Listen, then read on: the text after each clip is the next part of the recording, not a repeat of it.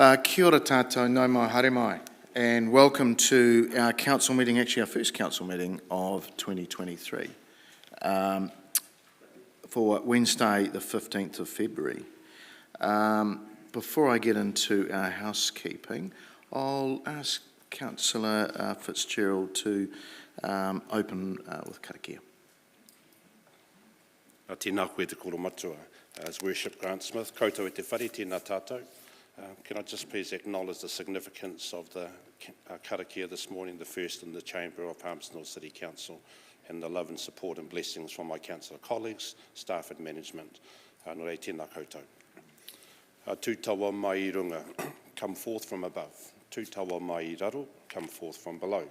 Tū tawa mai I roto, come forth from within. Tū tawa mai I waho, come forth from the environment. Kia tau ai te mauri tū ki te katoa,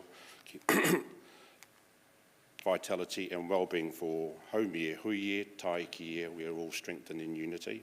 And can I also please ask that we share that karakia with all the communities, the emergency services, and the volunteers that are supporting our families and whānau throughout the country. Thank you very much. Kia ora, Councillor. Look, welcome again, everybody. The meeting is obviously being recorded. We're being live streamed on the Council's YouTube channel. Health and safety will come up on screen, it is. Those well versed with this, including our exits in unlikely event of an emergency, and I say that genuinely, that we will assemble in the clock tower tomorrow next to Te Marae the Square. Obviously a non-smoking facility. Again, unlikely event of needing a defibrillator, that is located in the front of house on the ground floor. Toilets are at the end of the link span, and any incidents, please report them to our administration people, please. Right, we have a number of online participants today, and just acknowledge councillors online, the Deputy Mayor, Deputy Marshal Lobb and Councillor Arnott. If I could ask all participants just online to keep the cameras on and microphones muted unless addressing the meeting. And councillors online, if you wish to make a comment or question, please just put the hands up function on your screen. Administration staff will deal with that. Other presenters here today, please give your name before speaking and obviously use the microphone. Right, we're into our order of business, and our first is apologies, and we haven't received any. We've got a full house with 2 online. So we'll move through to notification of additional items. And no, there is none. Declarations of interest. Councillor Fitzgerald. Thank you, Mr. Mead. Declaring a conflict of interest for item 10. Thank you. And I'll declare an interest in number 9, item 9. Right, moving forward to confirmation of minutes. Councillor Naylor. Thank you, Mr. Mayor. Just a question on the management of the declarations of interest. I'm just wanting to know if those interests will be managed in line with our current standing orders.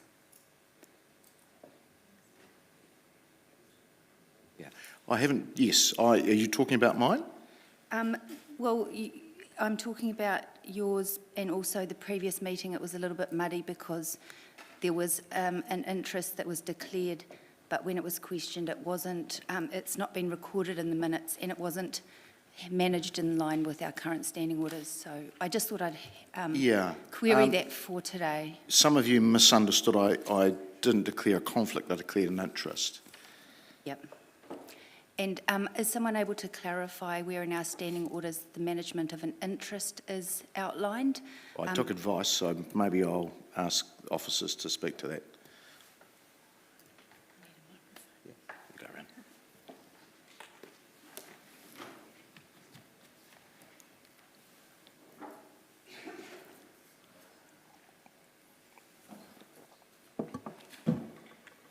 Oh, thank you, Mr Mayor. So conflicts of interest are pecuniary interests, which are set out in the Act in Lamia, and those are what are referred to in Section 2.5 of your standing orders. Declaration of interest in general is always up to the individual member how they wish to manage that conflict. So the Mayor as Chair has identified that he is interested in that item, but he has no pecuniary interest in that item and therefore is not conflicted. Can I ask a further question? So Standing Order 2.5.1 and 2.5.2 describe non-financial and financial conflicts of interest, and both it's defined for both of those that the person removes himself from the discussion and that it's recorded in the minutes. But I have not found anywhere where it describes a halfway point or an interest that is not managed in that way within our current standing orders. So I just thought I'd ask, because it was queried by a number of elected members at the time last meeting, and I thought we need to ensure that it's tidy and it aligns with our standing orders. My apologies, Member. I wasn't in the room at the time. We can certainly note it in the minutes that an interest was declared, if that helps retrospectively for that moment, and we can do so for today. It isn't, sorry, Councillor, it is actually in the minutes. The standing orders require it to be recorded how that's managed for the item that's declared. So that's not been recorded in the minutes.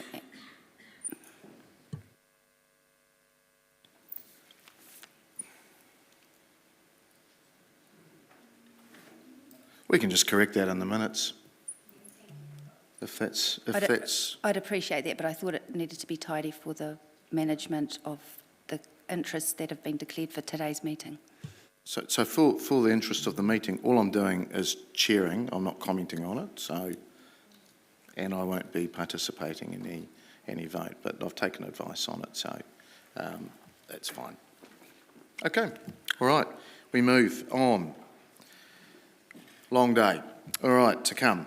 Confirmation of minutes. Thank you. Seconded, thank you, Councillor Harpiter.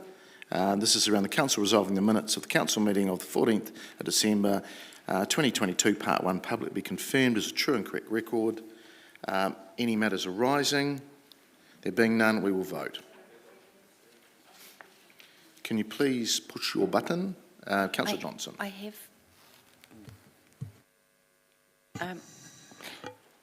It's just a question around the suspension of standing orders to allow a presentation. So that's noted in the minutes of the last meeting. Do we need to do that again this meeting to allow a presentation? Because it's not noted in the agenda. Okay, we will. Yes. Thank you.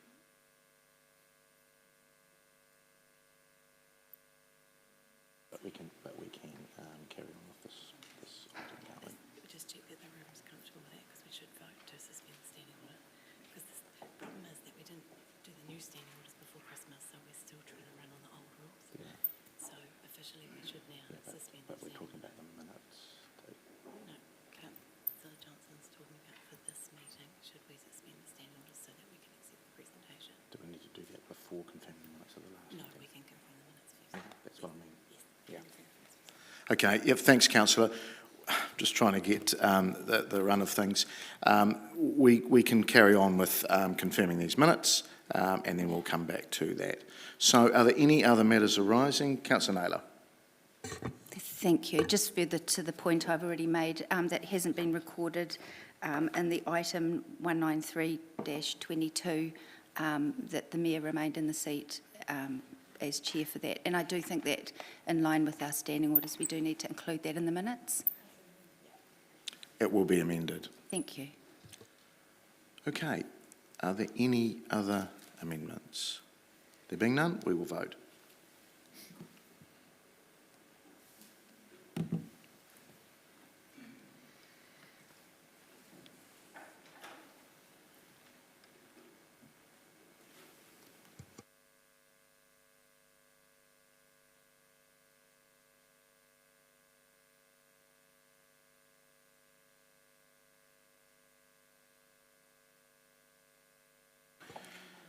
Councillors that is passed 16 votes for, none against, thank you. We'll just put this motion to suspend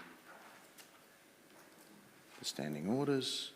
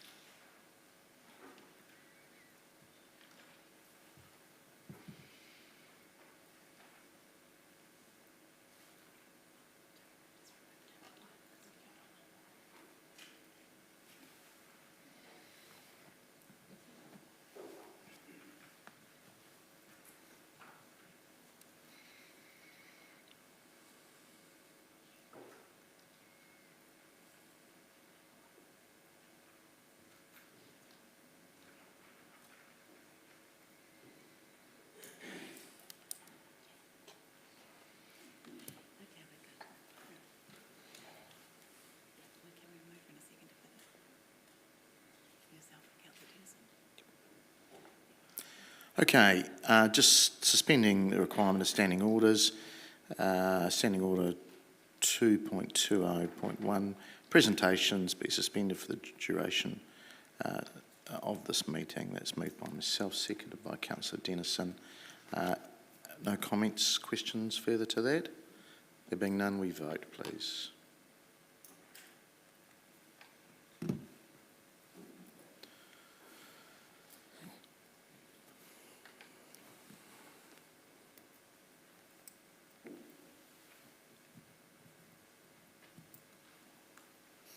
And it's passed 16 votes for and none against.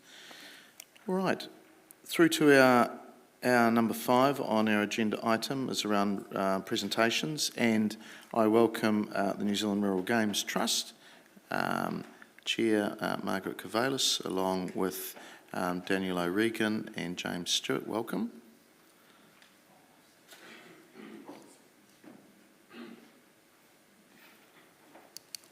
Kia ora tātou, everyone. Thank you very much, Your Worship, for your welcome. It's a delight to be here amongst friends, I might say, as well as councillors. I'm here with my trustee, James Stewart, and also with our marketing comms man, Daniel O'Regan, and they're both going to talk more than me, let's hope. First of all, though, I would like to say, Your Worship, congratulations on your first council meeting to all of the elected members and the newly elected members. And I also would like to say a personal greeting to your newly elected Chief Executive, Mr. Crockett. Well, I'm very conscious as a former mayor that today we are sitting here in comfort when many mayors throughout the country, particularly in 10 councils, are having it really tough, let alone our fellow countrymen throughout the country and not so far from us in this unprecedented weather event.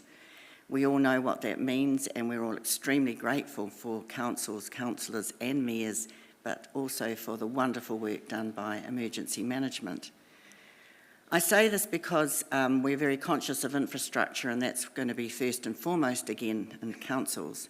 But I'm here today to talk about the social infrastructure, and I've always said that as a mayor, that welfare and the care of people goes hand in hand with what's under the ground. And the Rural Games, really we're coming up 10 years next year, 8 of which we've been in this city and in the very centre of it. And we feel we belong here now. And I want to say that it's a real joy to be part of this incredible event, which really is a national icon here in the middle of the city, and which brings so much joy to so many people. Across the centre, I say we're the middle of the million here, and we draw on Hawke's Bay, Taranaki, Wellington, and of course further afield for the competitors. So the fact that it's free is the point that I'm making. It costs $1.35 million for us to put this on, and we've got over 75 sponsors, so you can imagine just what's involved in that. But we're very, very grateful extremely grateful to you in particular who carry the load for the local councils in the area. They do contribute, but you contribute the most, followed by Manawatu District and Horizons, and the three of you bear the brunt. The others come and go, and I want to acknowledge Horowhenua and Tararua who have been with us throughout, and I'm delighted that I've managed to twist Andrew Tripe's arm up his back. Wanganui will be in this time.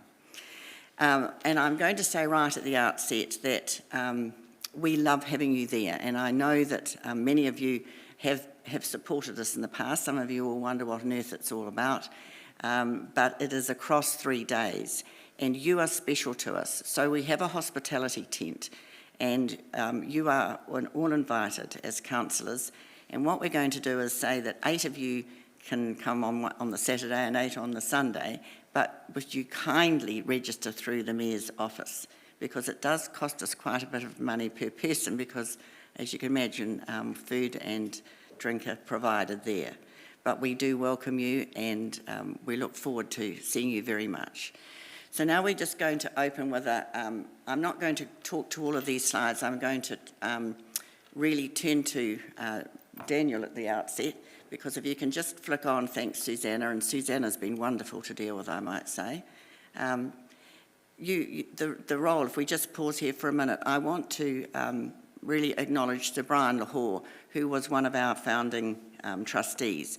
And it was his idea when Her Worship and I decided to bring this here, that it be in the centre of Palmerston North. And as a farmer from the Wairarapa, he said, we've got to, bring town and country together, and this is perfect. And I can honestly say, as I said to Lou coming in, there is no other city in the country that's got a square quite like this where this could occur. We know they've got centres, but there's not a grass area, and this is absolutely perfect. So that's our purpose. But the exciting part of our trustee does include the whole interest of young people in the food and fibre sector, and that's the point that I'm really keen on, because this is about sustainability. It's not just 3 days of good fun and feeling good. It's about what this is contributing to the economy of this region, what it's doing to the livelihoods, what it's doing to the education. And we're thrilled that Massey is stepping up to the plate this year and coming in with us in a much more present way. Right, Daniel, over to you. Flick through that one, Susanna. We can send this out to councillors a bit later, but you might like to talk about Rangatani. Sure. Kia ora, everybody. The New Zealand Rural Games, we are in a bit of a growth period, and that is thanks to you, thanks to our sponsors, and thanks to our supporters. Mark mentioned before that we are moving towards education with rangatahi, and that I'll talk about in a minute is slowly but surely extending across the country from here, from Palmerston North. But first, let's turn to our reach and what we do. Just a little bit of a reminder. So unfortunately, we couldn't hold it last year due to COVID, like so many others. However, we still have been planning. So we get an estimated crowd of between 40 and 42,500.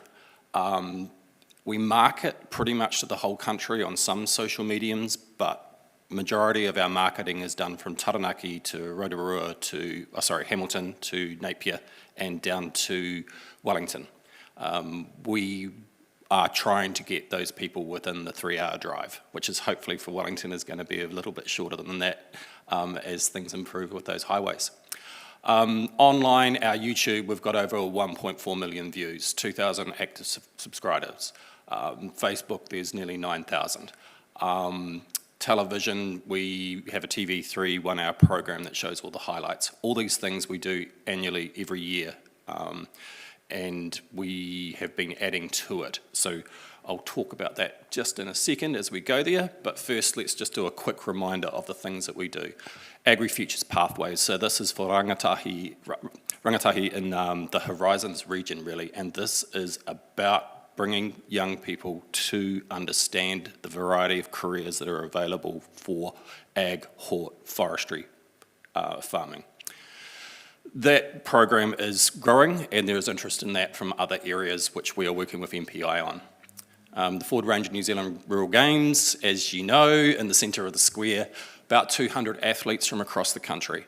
Again, yeah, the exposure valued was about 736,000 last year, the year before last, and we're hoping for a little bit more this year as we move into using TikTok. All Flex Clash of the Colleges.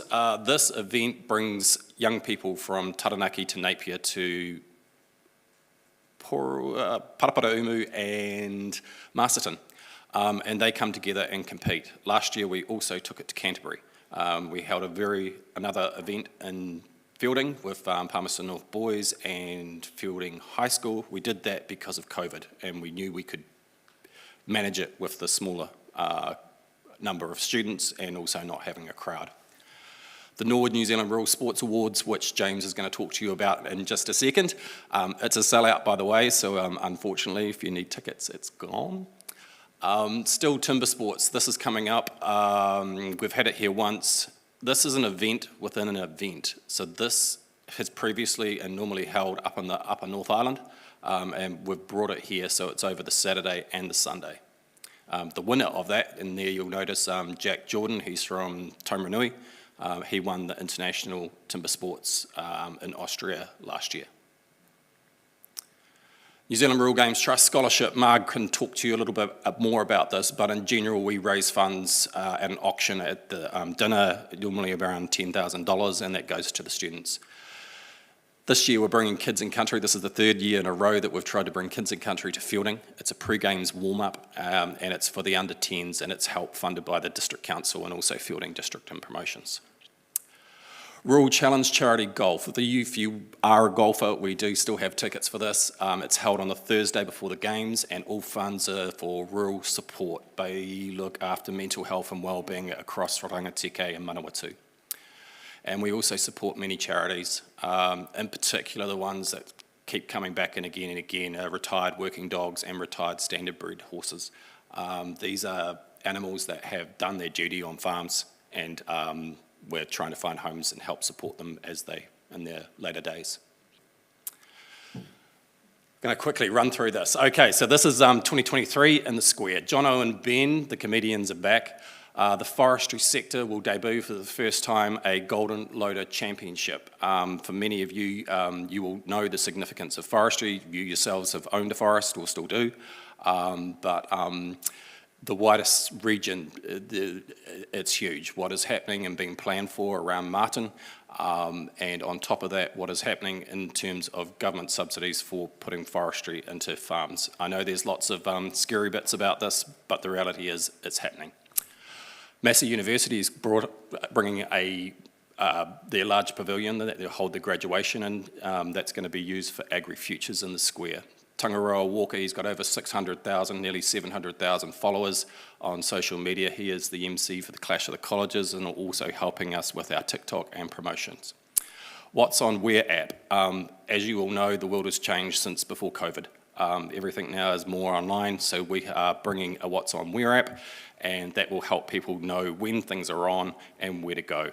Alongside that, there is a holiday winter weekend in Queenstown that we're going to be giving away to help people use that.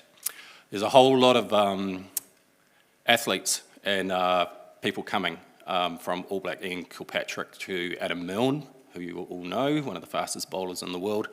They're going to be in the square, but also at the Norwood Sports Awards.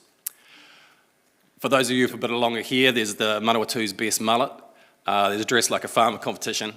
And we are working with a couple of low decile schools here in Palmerston North to bring Takarau Matamaria, which is basically helping young people access the games. Because even though Horizons is going to put on free bus services for the weekends, it's still very, very difficult to get people who are travel poor and their parents are working to get them to the games. So what we're trying to do is make sure that they can turn up. Daniel, we're a bit over time. My apologies. Yeah, and I've got a lot on the agenda. Anything else, just quickly wrap up? Anything else, Marg? No, just simply to say that we're tremendously grateful. We do this in partnership with Rangatane, the iwi, and this year we're going to go from a pōwhiri through to a Mihi Whakatau, and we'll have that on the Friday, which is the secondary schools will all be there with the Futures and the Clash of the Colleges. We'll do that at 1 p.m, councillors, with the Mayor, with Wiramu and with Rob Small, who is our kaumātua for the Rural Games. So look forward to you all being there. Thank you very much indeed for your time this morning. Just remind us the dates again. 10th to the 13th, 10th to the 12th of March. Great. Second weekend in March always. Right, great, excellent. Thank you. Any comments, councillor? I'll allow Councillor Barn. You're on. Are we taking questions, Mr Mayor, or? No, just any Okay. comments? No. Okay, Thanks. thank you. All right. Yep, I'll move that the presentation of New Zealand Rural Games be received for information, seconded by Councillor Dennison. Are there any comments? Just acknowledge the Trust for coming in and updating us, and thank you for the work that you're doing out there. All right, councillors, no further comments. We will vote, please.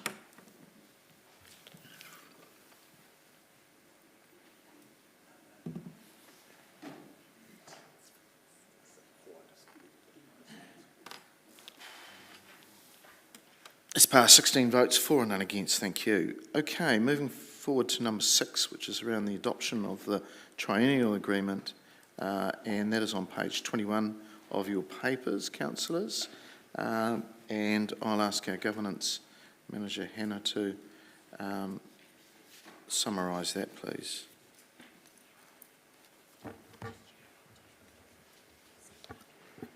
Morena tātou. This is one of the items of business, members, that you have before you as to set you up for the new triennium. There's just a few more pieces of business like this, so there'll be the local governance statement, next council meeting. This is the triennial agreement. This is the MOU between yourselves and Horizons Regional Council, who you obviously work very closely with and have already done today, Mr Mayor. So this just sets up the formality of that relationship. Great, thanks, Hannah. It's pretty straightforward. Is there any comments to that, or sorry, any questions first? Councillor Barrett. Thank you, Mr Mayor. Thanks, Hannah, for the report. Just wanted to know the mayoral forum that this re-establishes. Is that public in any way in terms of the agenda and minutes? There's a little bit of reference around the administration of it, but I couldn't really see anything online reflecting the activity of that group. The simple answer is no. That's the renamed group that used to be regional chiefs, so the chief executives and the mayors of the region, and their regular get-together. But at this stage, although there is going to be a formal secretariat set up to ensure consistency across that minute-taking function, at this stage, it's not a formal joint committee, so no, it's not sitting under the LGA in a public forum at this stage. Great, thank you for that confirmation, Mr Mayor. Great, thank you. Any other questions of the officers? There being none, I'll look to move the adoption of the triennial agreement. That council resolves adopting the triennial agreement for the Manawatu-Whanganui region, seconded by Councillor Dennison. Open it up for any comments. There being none, we will vote, please.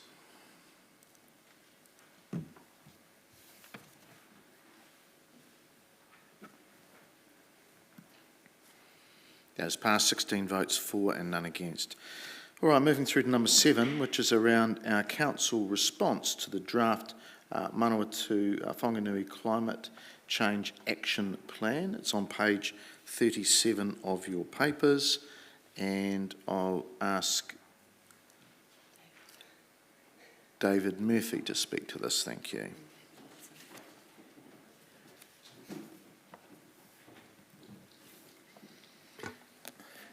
Morena koutou.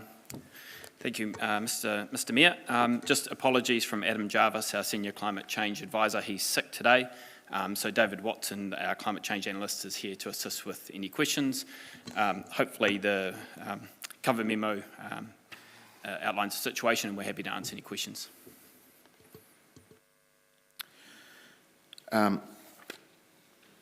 Thank you, David. Are there any questions? Councillor Barrett. Thank you, Mr Mayor, and thank you, David. Paragraph 2.3, which is page 39. I was struggling a little bit to understand, especially that final sentence around other funding streams being required. Is that a signal to us around future budget cycles? Could you just help me understand that at least? Yes, certainly the action plans, well, I think the council is well placed to respond to the actions outlined within the action plan.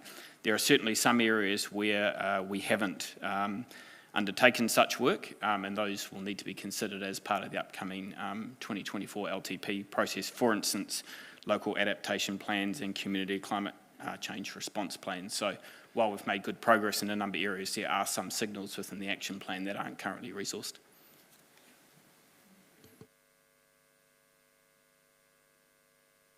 Thank you. So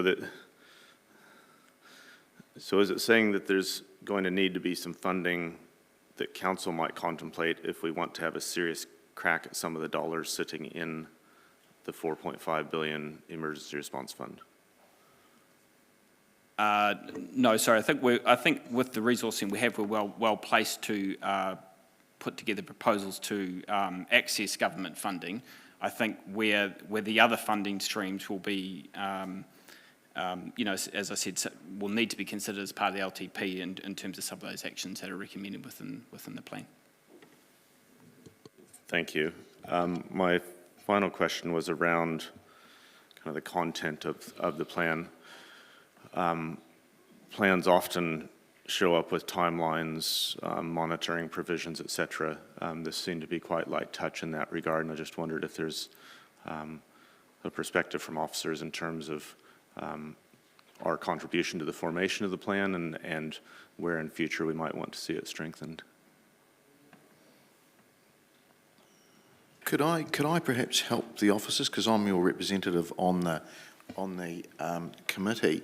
It'd be fair to say different councils, including our regional council, are on different parts of the journey, and that's why some have just starting. We're well down the track, and even the regional councils in a start-up mode as well. This has been generated from the regional council with feed-in from all the TAs. I think we are pushing for some, what you're saying, Councillor, some sort of idea on where people are. We're still waiting for some responses from the TAs, and I'd say after this weekend just gone, if people don't respond to this sort of action plan, then I'm sure they're going to get forced to by their communities. So it's a work in progress. I hope that helps the officers, because that was certainly what was at our meeting last time. Thank you. I'll take that as a response. Mr. Mayor. Councillor Hancock. Thanks, Mr. Mayor. Thanks, David. Look, just a quick question just around paragraphs 1.4, 1.5, which talks about sort of the desirability of public consultation should there be some time.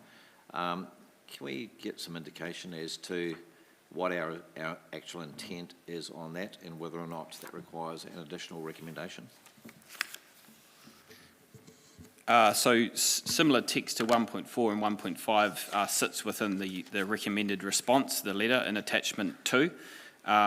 It's a somewhat of a sitting on the fence type statement, and that was deliberate in that while we recognise there would be benefit from broader public consultation in terms of bringing the community bringing the region on the journey of the action plan. Equally, I feel there's a sense that the regional committee want to sort of get on with progress, and as the letter and those paragraphs talk, the sooner it's adopted, then the sooner it can start to inform the work and conversations around LTPs and things like that. So ultimately, I think it would be a decision for the joint committee to determine whether they wanted to proceed with public consultation. So the response, as I said, is a little bit of a sitting on the fence, but encouraging them to think about the value of public consultation while recognising the value of getting this thing approved and getting on with the work. Thanks, David. Look, I will sit on the fence on that one momentarily, and perhaps that might have piqued the interest of some of the other councillors. Thank you. Councillor Dennison. Thank you, Mr Mayor. Very same point that I was raising questions on. The consultation, I'm supposing, is going to be for the whole Horizons region, and would there be a cost to that? And so that hasn't been mentioned. Yeah, and that would be something that the regional committee would need to think about. I think if they chose to do consultation, then I think that cost would sit with the regional council and the regional committee. But it's weighing that up against the value of the consultation. Okay. Thank you. I'll come back and comment. Thank you, Mr Mayor. All right. Councillor Johnson. Sorry, just a quick question that occurred to me. I'm just wondering, David, what's the sort of expertise resourcing for this committee, for the advice that they've been given to put this plan together? Where's that coming from? For you, Mr Mayor. The committee is supported by a climate action working group, which includes the technical officers from all of the TAs involved in the committee itself and through Horizons. So I'm on it, for example, and the equivalent to my role in other councils is also part of the working group that helps to inform the committee. Okay, thank you. And do all other councils have the equivalent of your role? No. Some have part roles, some have currently vacant roles. Mm. Well, I don't really want to put you on the spot, but would it be fair to say that we're contributing a fair part of the technical expertise here? Or is that unfair? There's a lot of moving parts within climate change and lots of different perspectives. So we're quite an urban authority, so from that perspective I can provide information to them, but I don't know a lot of the specific issues that are being dealt with in Wanganui or Horowhenua or anywhere like that. So it's very much a joint effort. Okay, thank you. I certainly know both Adam and David have been drawn on from some of the other TAs in terms of our work on emissions data and monitoring our corporate and citywide emissions. And for instance, the citywide carbon model, which was produced in-house, is now used actually across the country. Thanks. Okay, thank you, councillors. Look, we have there's no further questions, so thank you to the Davids. We have the council response to the draft Manawatu Whanganui Climate Change Action Plan. The council resolves approving the response to the draft Manawatu Whanganui Climate Change Action Plan. It's a bit of a mouthful. As included in attachment 2, Palmerston City Council response to the draft Manawatu Whanganui Climate Change Action Plan. I'm happy to move that. Can I have a second to thank you, Councillor Bowen? Councillors, this is a work in progress, and I can sense that some of you are wondering why it hasn't been consulted with. Where's a bit more meat on the bones? But it's very much a start. I feel this week might push some into action, and yeah, excuse the pun, and actually put some timelines and some resources to it. It is very much led by the Regional Council and the chair, or the two co-chairs, and Tom Bowen, who's their senior equivalent to David, and Adam leads it on behalf in terms of the technical side, as well as iwi support. I do think we need some meatier parts to it, and perhaps around timelines, actions, solid actions, and maybe that is when it goes out to consultation. If this went out for consultation now, I think there would be some saying, nice document, but where's all the meat to it? So it's still a work in progress, as I say, but we've got to get started because some are some way behind our council in moving in this space. All right, other comments? Councillor Barrett. Thank you, Mr. Mayor. Thank you, colleagues, and thank you to staff for a lot of hard work that did go into getting this plan to the stage that it is. Kind of reflected on it, and there's two kind of main themes that really come through for me, and I kind of struggle to reconcile them, so I'll share them both with you. The first is the good side of things. I think, we're finally seeing some regional leadership emerge in this space, none too soon. And I think we're seeing the value that a co-governance, or in the mayor's words, a working together approach, can add to finding a way forward. I think it has some real potential to help us attract some sorely needed investment into this region, and certainly with this recent events, the investment needs will be going up. And it's really nice to see a well-presented list of things that councils, businesses, and individuals in the region could and should be doing. So there's a lot of good things here, and again, appreciate the work that Grant and other mayors will have done to bring this to the stage that it is. But the other thing that's really sitting in my mind is we kind of have to acknowledge the fact that this is coming to us in 2023 and not in 1983 when it should have. That we're seeing this come to us on the back of two cyclones supercharged by climate change as a bit of a taster of kind of what hot decades actually mean, and we're seeing hot decades at quite a regular pace. So I do have quite a,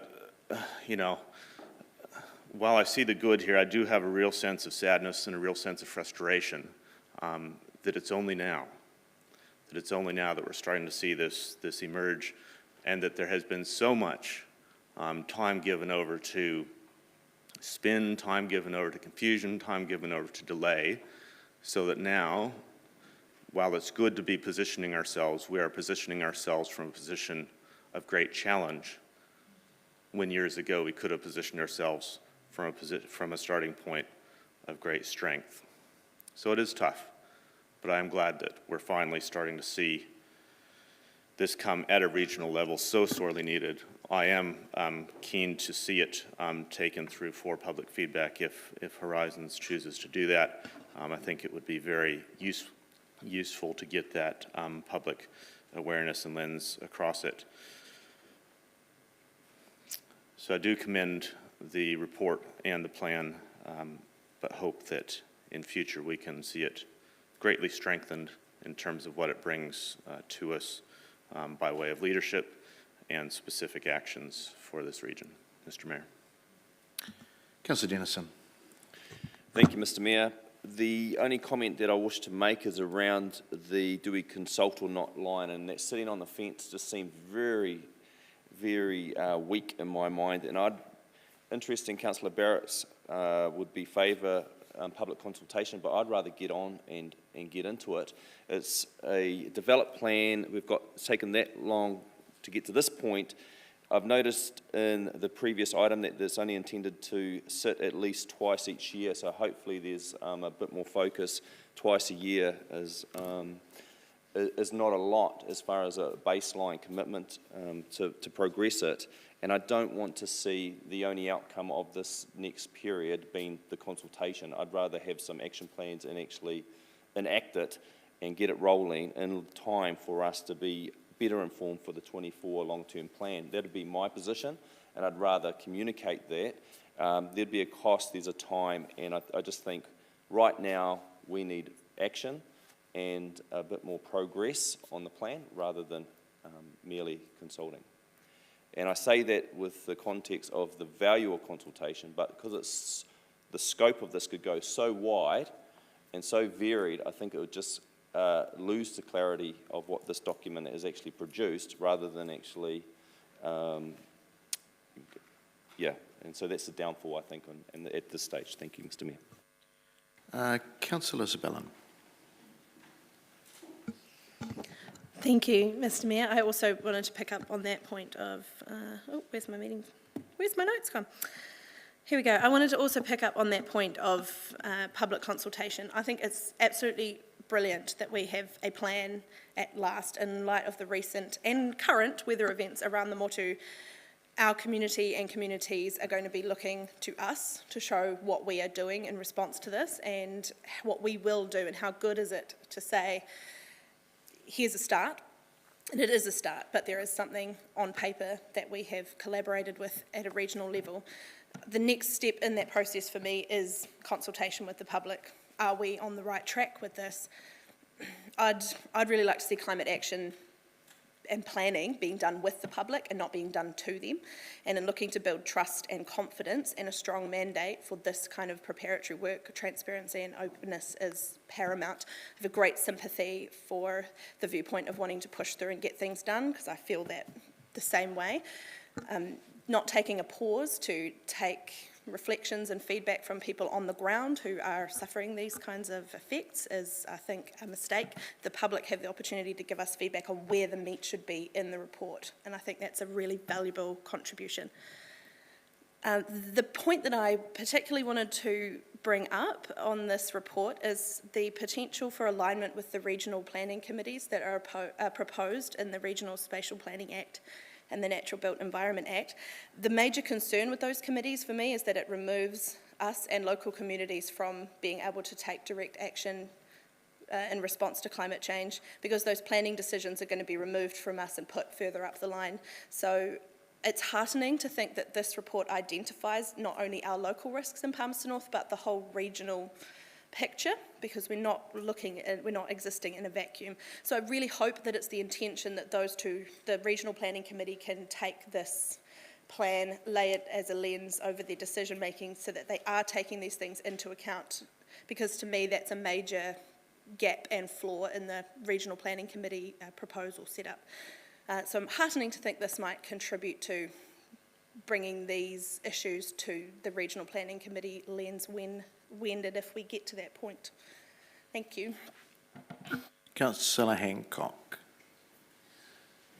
Yeah, thanks, Mr Mayor. My comments are going to be very brief, and that is, I guess, I felt a little unease, I guess, when I saw the halfway house in terms of public consultation. I would urge the Joint Committee to put that as a priority in terms of the way forward, because that will demonstrate leadership from the authorities who have some influence over the direction to mitigate the future effects of climate change. So I just urge that we prioritise that. Thank you. Councillor Johnson. Thanks, Mr Mayor. I've just got a couple of points. One is really around what I'm sensing is the amount of resource and leadership that our council is putting into this in comparison to other TAs.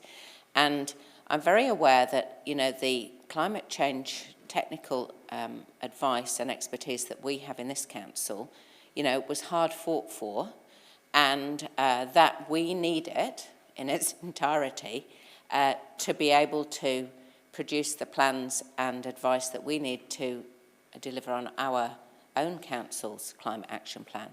So I'm a little bit nervous on one hand when I hear that we're having to contribute significantly in terms of technical expertise to this type of committee. So I'm just flagging that now because I remember at the last long-term plan, you know, the need for us to beef up our own climate change advising expertise resource was clearly evident, and I'm sure that that situation hasn't changed. So I'm wondering whether the Joint Committee itself needs to provide for its own advisor rather than using other councils' expertise. But anyway, I'll leave that to the committee to make that call, but just have that thought in our heads. The other thing is that, you know, it has shown a couple of gaps perhaps that we have in our own planning in terms of climate adaptation. And I'd be encouraging staff, if such encouragement were needed, they're probably already doing it, to present those plans and the resource needed to develop those plans during the long-term plan process. Because whilst I think, you know, it's all very well that we feel that we're doing quite well with respect to other TAs locally, there are still more that we could and should be doing ourselves, and I'd like to make sure that we are doing what we can. So I suppose to summarise it, I'm pleased with the plan. I've sensed that, as the Mayor has sort of indicated, that we're a bit, perhaps a lot further along the journey than other councils, and I'd be keen that all councils, all TAs, take the responsibility for funding the expertise that's required for this plan, because not only this, but when you look across quite a lot of other areas, we seem to be doing the heavy lifting, and then it's our ratepayers paying for that resource. And I know that we don't, the climate doesn't like stop at the borders of Palmerston North, but at the same time, I would encourage, the other TAs need to take their share of the resourcing for this. Thanks. Thank you, councillors. Look, the message I'm getting there is we move forward, but there is some socialisation, some consultation required in the future. But I do think that is the Regional Council's job, to be fair, and a bit to the last speaker in regards of what they should be doing. Look, I agree. There needs to be some more focus on this group, more than twice a year. I was quite shocked that we were only, in the terms of reference, that we're only meeting twice a year. And after, again, this week, we may be looking at ramping that up, that we meet when all the other regional partners come together at least every quarter.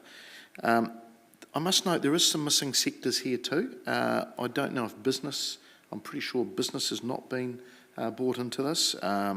Agriculture, transportation, and of course, as you've all alluded to, the wider public. But look, it's something that we can take back to the group. It's great that you're all quite focused on it. It has been a different conversation in many other parts of our wider region. So we are doing the heavy lifting, councillor, but I hope that we'll be joined by others very soon. All right, if I can ask you to vote, please.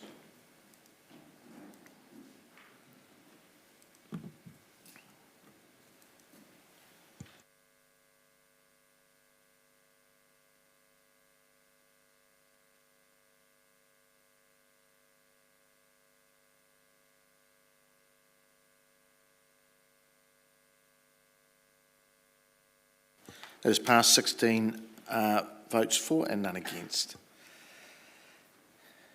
All right. We are going to be joined this morning by representatives from different sectors that helped do some early briefing for the LTP work for morning tea, but some of them are yet to arrive. So we'll move. I'm just trying to change the order a little bit, so if we have people arrive, we can hopefully get through some of these items. So I'm going to move to number 9, which is around on page 205, approval of international travel for the Mayor in March 2023. So memo from our International Manager, Gabrielle. Welcome.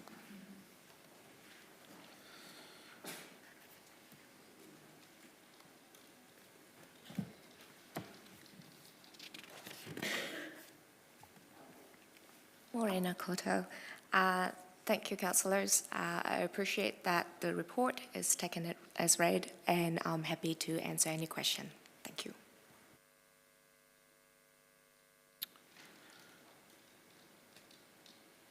Councillor Barrett.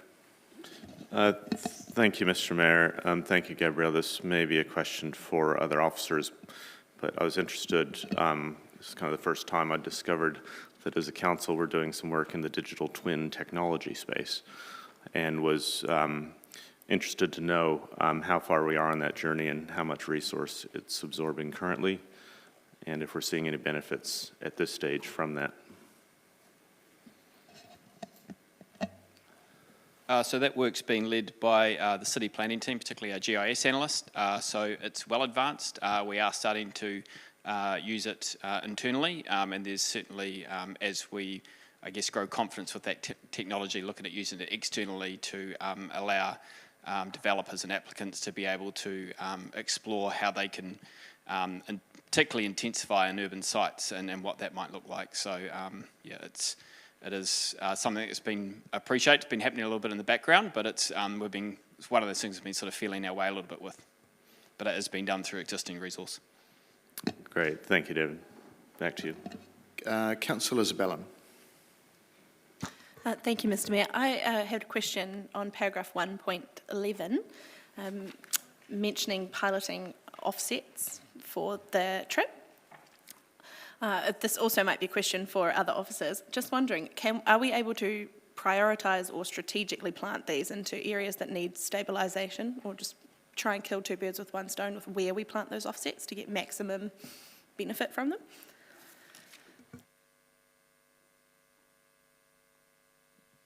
Yeah, look, as that paragraph suggests, this is an early piece of work where we're looking at, rather than just sort of ticking the box on an airline provider and paying a sum of money, which then goes off and offsets carbon wherever that airline provider chooses. As the paragraph says, we're looking at how we can maybe redirect that funding into local programs. So it would then be up to sort of the likes of Green Corridors or Rangatane or Horizons or wherever that money was distributed to best allocate that according to their I guess their broader project objectives. But certainly those projects do have benefit in stabilising gullies, streams, hill country. Thank you, Mr Mayor. Councillor Bowen. Thank you, Mr Mayor. Thank you, Gabriel, for the report. My question isn't particularly about the Mayor's attendance. It was about the budget for the senior council officers who are also in attending. And my read of the report is that's up to 4 senior council officers. Is that covered from existing budgets? Thank you for the question. So, yes, the package, the complementary business delegate package that we are offered is they offer to cover up to 4 senior officers to join the mayor for the delegation. However, it is up to us how many we are actually sending, and as long as the number of officers doesn't exceed 4. Sorry, I'm struggling with the noise behind me. So we would be covering from existing budgets 4 flights, Yes. up to 4 flights if we decide to send that many people. But everything else is covered by the delegation, by the invitation. That is correct. Okay, thank you. Councillor Wood. Thank you, Mr Mayor. Just a question following on from Councillor Zabellan. My understanding, and correct me if I'm wrong, officers, around carbon offsetting is when you check that box going on an airline, it might be a sum of $2.50 or $3. So are we genuinely suggesting for a delegation of 5 people we would offset $15 worth of carbon, or are we choosing a larger offset for the full carbon cost of a flight? I mean, what are we actually realistically talking here? My understanding is it's more than $2.50, but as I said, it's an early piece of work that we're looking at. So we will, as we develop that and pilot, assuming these resolutions are passed, we're happy to provide some feedback to elected members on what that quantum actually is for this trip. Thank you. So just to confirm, we're offsetting the carbon of the individuals on the plane, not the whole carbon of a trip such as that. Correct. Thank you. All right, thank you, councillors. So we have the resolution there. Is there a mover? Thank you, Councillor Mr Mayor, I'm happy to Dennison. move. Thank you. And second to Councillor Harpiter. And it's around approval of international travel for the Mayor, March 2023. Council resolves that Council's grant approval for the Mayor to travel to Taiwan 26th of March, 31 March 2023 to attend and present at the 2023 Taipei Smart City Mayors Summit. All right, are there any comments? There being none, we will vote, please.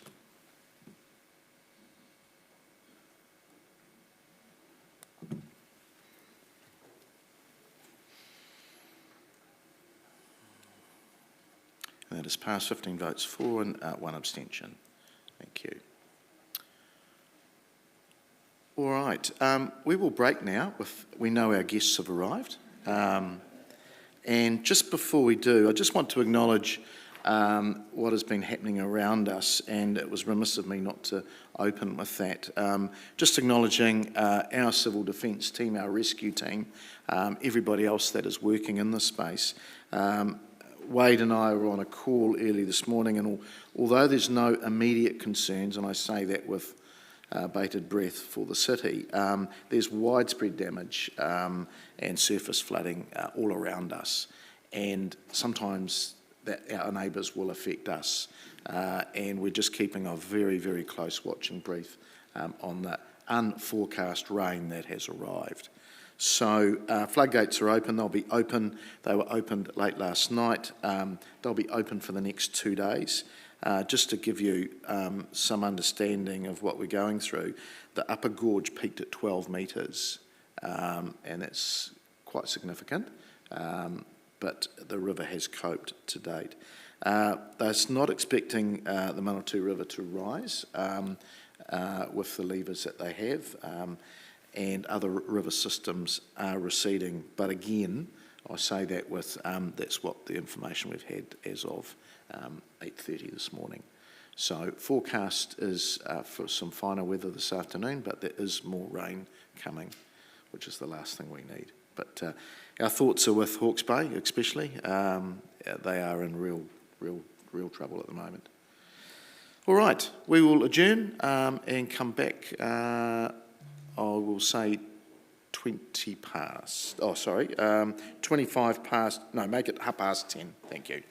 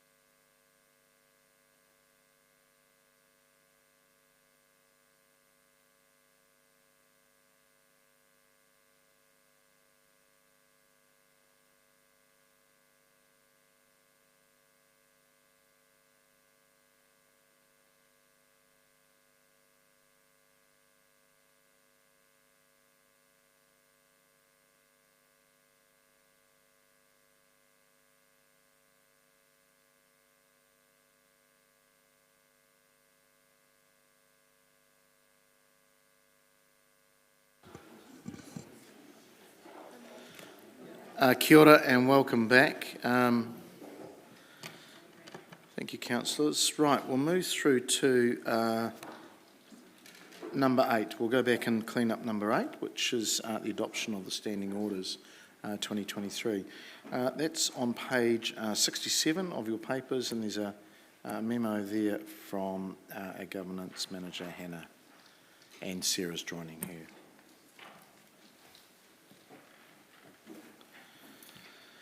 Thank you. Thank you, Mr Mayor. Members, you'll be aware that since the election, you've been looking at your standing orders and what you would like as a fit-for-purpose document for you for this term of council. The standing orders were well reviewed in 2020, but it's always good practice to review on a cycle and, of course, review when you have new members. So that's what we've gone ahead and done for you as officers. We are proposing some very small changes generally to make the standing orders more readable. There are a couple of items that you may wish to focus your debate on today before you make your decision. What we're recommending is that you take attachment 2, which has some of those minor changes made for it, and then decide whether you'd like to make any more significant ones. We've identified 2 of those significant ones there for you as additional amendments that you may wish to discuss. What the Mayor has asked for us to do is to focus on the debating options part of the paper for you, and so we do have a slide available for you for that, but happy really to take questions and go through as members direct. Perhaps, Hannah, if you just get that slide up, get that done, and then we'll open it up for any questions thereafter. Back to you. Okay. Kia ora tātou. So one of the options that the LGNZ standing orders offers is the option to have 2 debating systems. You'd have your default one, which could be option A, which is the current council debating style. And then if a meeting decided to change, they could vote to then opt or change to option C, which is a more flexible approach. This could be quite useful in terms of when the annual plan process is in effect or is being deliberated, because it would allow members the opportunity to then have multiple attempts at amendments without upsetting the current, just allow members to have multiple chances at making amendments.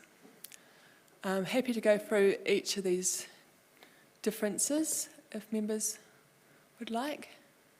I think we were all pretty well versed in those. Our colleagues online, I believe, can see this as well. So, Susanna, if you just push the button on my screen, on the big screen that changes it to PC, then they'll be able to see it. It's all right, I'll just zip round. Sarah can take any questions on this, Mr Mayor. okay, maybe just very quickly just summarise the 5 that you've got there. Sure, so basically option C allows a lot more flexibility for members. It means that if you move a motion or second a motion or speak to a motion, you can then also participate in moving an amendment to that motion. It means that you can, if you put up an amendment and it's lost, you can then move another amendment. So it's just a lot more free-flowing, giving members a lot more choice and flexibility in the way that they take, in the way they debate an issue. And this could be quite useful in terms of when we're doing the deliberations or very large contentious reports. Okay, thank you. All right, number of questions. Councillor Wood. Thank you, Mr Mayor. I have 2 questions, one around the debating styles and one around something else. My question regards option C, members can speak more than once to a motion. I like to think in examples. So say option C was our general form of debate. If I made a point, Councillor X made a point that I disagreed with, I could jump back in to the queue to debate against them, they could jump back on me on in perpetuity, or is there any restriction around how many times a member would be able to speak to a single motion, or is that simply up to the discretion of the chair? Up to the discretion of the chair. So you'd be able to go back into the queue, but the chair would still have the power to decide who spoke. Thank you for that. And could I go to page 75 around public comment at meetings? Below the feedback box it says, as there was no majority in favour of this change, officers have retained the current practice. My read of it is that 4 people were in favour of the current practice and 8 were in favour of at least some form of public comment, either at committee meetings or all meetings. Am I misunderstanding that, or was there a majority in favour of change of some description? So the difference, so the status quo, councillor, is that we have public comment in our standing orders for committees, and only if the committees allow for it. We don't have it at council, whereas that's how we have, so we have retained that it would be at committees, but that would be committees by default rather than the committees individually. So there is a shift there in our suggestion. However, the addition, which would be the B in your amendments, would be to allow public comment at council also. So the distinction is the council also part is where the majority didn't lie. So the reason we left the current status quo in the attachment 2 was that because it's 6 and 6 basically. The first 2 boxes were only for committee, and the third one is just for committee and council. So therefore there was no majority as such. It was an even spread, and so I've left it as it is. So to clarify, the orders would mean that there would only be public comment at committee if the committees agreed, not by default at committees. What we have in attachment 2 is by default at committees only. Excellent. Thank you very much. Thank you, Mr. Mayor. Just on that subject, you are aware that the rules did change, and I can recall in our previous standing orders, prior to the ones you've just experienced, that all committees could receive comment, because I received a number of different public comments to full council, and it was changed under the advice of previous officers that are no longer here to perhaps free up council and somewhat, but as we've experienced, council became had very, very little on its agenda, and the committees had a lot. Were you aware of that? I was not aware that prior to the current standing orders that public comment had been allowed at council. I am aware of what we've experienced in the previous few years, where we have certainly had members of the public requesting to speak at council and having to play around to allow them to present, or otherwise to allow for that flexibility for the public. So that's what we're responding to here, is when we surveyed members, we said, would you like to consider opening council, potentially again, to public comment? Okay, Councillor Barton. Thank you. Thanks for the report and for taking us through this differences in debating styles. I suppose what I took from the report and your comments is a lot of positive reasons why we should move to option C, but the recommendation is option A as the default. So you talked about option C, enabling flexible and free-flowing debate. I'm probably summarising there, but that was mine. Were there any, so those are the pros, were there any cons to option C? Well, I guess the one con would be that you have no control over when people can stop speaking unless the chair actually steps in and says, okay, that's enough, as opposed to option A, which is a lot more of a formal approach, and can therefore other members around the table could call and say, actually, you've passed your speaking allowance, or you're no longer, I'm missing the word, sorry. Standing order X would apply if... So just to check I'm understanding what you're saying that's the reason for option A is that formality enables maybe better management of the meeting? Yeah, correct, yes. Okay, thank you. I think from our perspective, reviewing the status quo is always an option, and so therefore unless elected members were requesting a change, we're putting forward status quo as our recommendation. To answer your question, are there cons in option C? Of course, there's pros and cons in each option. Option C would mean longer debate. Option C, the other side of that would be potentially you may have greater chance of consensus decision-making rather than pure majority decision-making. The pro of option A is that many of the members here are familiar with that, and of course there's, whenever you make a change, there's transition and teething, so that could potentially be a con. So just one more point from what you said there, Hannah, that the status quo is an option, and that's because 6 people preferred option A and 3 people had no preference in your feedback. So you could say 9 people either want option A or have no preference. Okay, thank you. Just on that, Hannah, so how would we get on with, say, an LTP debate if we were just hard and fast on option A? It'd just mean every councillor would only get one chance, and that would be it. So it'd be status quo, which is what we ran with at the last term of council, Mr Mayor. So you could still suspend your standing order, right, and we would have to specify which standing orders for how long, and that would require 75% majority. The difference here is if you put option C into your standing orders, then you can specify or limit that, so you could say only for these types of debates or only for these types of committees. Then when it came to that time in that meeting, you could potentially move to option C with only a 50% majority, and we don't have to fluff around with specifying standing orders. It's just a simpler, more manageable time in the moment of the meeting.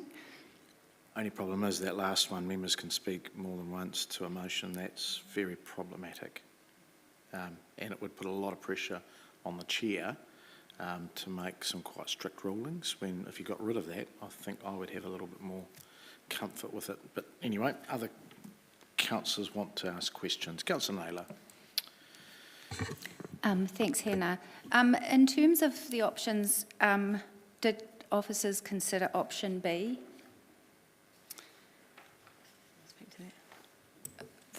Well, option B was included in the report as an option for members to consider. There has not really been any feedback that option B would be worthwhile. The other thing about option B is it doesn't allow for that one particular standing order, which is the one that we have suspended. So it doesn't actually solve the problem. Okay. Just in terms of the comments in the paper that status quo is the same as option A for council and committees, my reflection or experience is that we have operated quite differently at committees versus council, and there has been a bit more of a flexible approach. So are you saying that that only has happened through the discretion of the chair rather than any different rules for committees versus council? No, it was written into the standing order that committees could speak more than once at comment. At the discretion of the chair? No, just in general. There's a specific mention in the standing orders that committees can speak, members of the committee can speak more than once. So if we adopt what's in front of us today, would we lose that? Would it become more restrictive? Adjusted there, No, I haven't adjusted. Yes, I have. Because what's proposed in the paper is saying option A for committees and council, but currently we have a bit more flexibility at committees. So would we lose that flexibility? Sorry, can we just take a moment to refer to the section?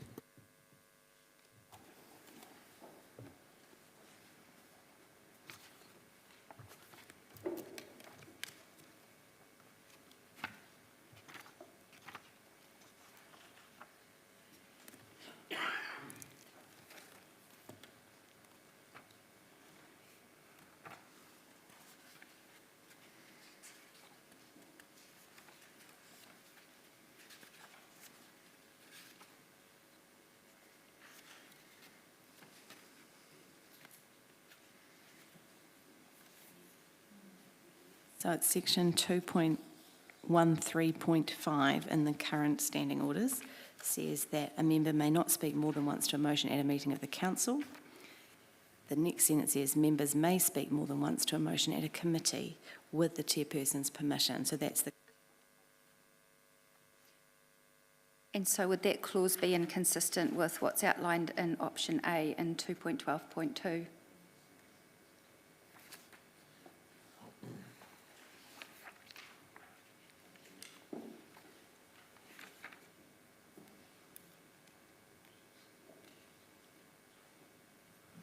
Two 2.1.3.5 is unchanged in attachment 2. So that would be, what my question is that consistent with option A? Yes, It's not because in it's the current status quo unchanged. Okay. Are we just asking questions only about the debating style, or are we asking No, other the questions? whole lot. Oh, okay. I do have a question also about the management of conflicts of interest, and I note that it's absent in the definitions.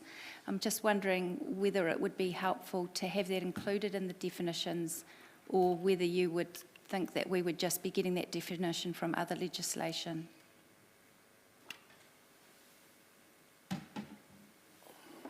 LAMIA itself, so the Local Authority Members' Interests Act, specifies financial pecuniary interests. It doesn't reference non-financial ones. So potentially there is room for the council to define a non-financial interest. So do you think that would be helpful? I'm not sure that it would be, councillor, simply because conflicts of interest are always regulated by the member themselves rather than by the council. Where there is management of interest needed through a process, then we have policies for that. For example, this morning's item, the expenses policy for elected members specifies that should the mayor need to travel as the mayor, that the council would decide that. So we have those policies in place to manage those interests. So I'm not sure that it would.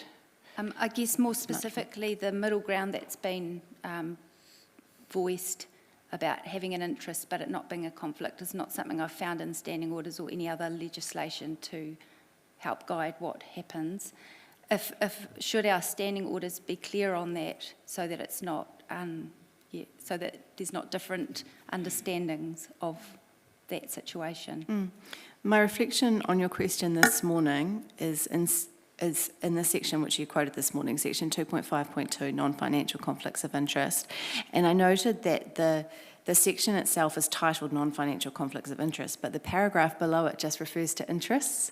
And I think if we were wanting to seek clarity, potentially we could refer to non-financial conflicts of interest and add the word conflict of interest in the paragraph itself for that clarity.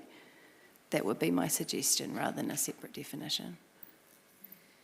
So at the moment, are you saying that our current standing orders say under that under that clause that if there has been an interest identified, that it's clear what should happen? So it just says interest at the moment in there, does it? Yeah, so the subject title is non-financial conflicts of interest, but the paragraph itself just refers to interests in general rather than conflicts of interest. So I wondered if we could seek that clarity by just referring to conflicts of interest within the paragraph, because that's the context with which the paragraph is written. Well, wouldn't that only give clarity if there was a definition of conflicts of interest and a definition of interest that was different? Because at the moment we haven't got a definition for either of those things, so I don't know if it would. Sorry, that's probably comment, but I'm not sure if that would provide the further clarity. At the moment, I feel that there's not clarity, and I'm asking, should there be better clarity in our standing orders on this? I'm comfortable if members give us direction that we would write a definition. But I can't do that on the spot. I would need to thank you. go into the research to do it. Councillor Johnson. Thanks, Mr. Mayor. I've just got a question about how we would make clear that we wanted to choose the option to include option C, but not to use it all the time, just to have it there on occasion. So would we, under the first motion there, where we've got 1A, would we say, normally use option A, but retain option C for use on occasion, or would we need to specify that? I'm just wondering how we would change 1A to allow for what you've suggested on page 72, which is option A is the default, but we could use option C for a particular meeting. So what's your advice on that? So Councillor, if you refer to, what was page 162 in your agendas, we've written a clause around when an option should, when a debating option should change from one to the other. So it says option A applies to all meetings unless at the beginning of a meeting the meeting resolves by simple majority to adopt option C for the meeting generally or for any specified item on the agenda. So would that be the clause that we would need to put in A then, there? Is that what you're suggesting? So attachment 2, that is what we have written into attachment 2, what Sarah just read to you. Right. So if you're comfortable with that, you wouldn't need to move 1A. So we just would... If you don't like that, you would need to move 1A to take that out and go back to option A only. Thank you. I understand it is complicated. All right. So if we're comfortable with A as the default, but C being an option that would only require 50%, we just wouldn't move 1A. Correct. And then what's in the proposed standing orders would be that. That's right. And if you are not comfortable with that and you would like to just retain option A for all meetings, then you would move 1A. Okay. Thank you for explaining that. You're welcome. Councillor Dennison. Thank you, Mr Mayor. Just in regards to whether the option C is defaulted to and the 50% support for that, it seems to my mind, apart from a survey which gave a range of different views which were not compelling at all in my mind, versus centering on what are the main issues around changing from C and B. So can I understand the purpose of creating a C option to change is for the annual plan deliberations and the long-term plan? Is that primarily the intent behind that? That is the example that has come up time and time again in the last few years. So yes, that is the most identifiable time that we would use it. But if you did put it in, so you could potentially write it into the standing orders only for that specific instance, if that's what you preferred, or you could leave it open for the meeting itself to determine at that point in time. And therefore, can I understand from an administration point of view, when we're doing the annual plan deliberations, we've got multiple changes through each line item, that if somebody puts up something for consideration and it's lost, and this is going back into your graph where it's saying if the mover or seconder of the amendment is lost, cannot move another second. And I'm just looking at the A, B and C options where C allows for that second go and subsequent opportunity, where the B option, when I'm looking at table 70 on page 71, excludes that. And that, for my mind, I just wanted to see if that was the main concern, B could be a suitable alternate. Because the only two changes between the B and C that I can see, if you can confirm, is that one around if a recommendation is lost, and the other one's the very first one, simply that if a member moves or seconds a motion, they cannot make an amendment, which I see as not so significant. So I think the situation which we come across the most for the annual plan debates is the fourth item, movers or seconders of amendments that are lost cannot move or second another amendment. B doesn't allow that to happen again.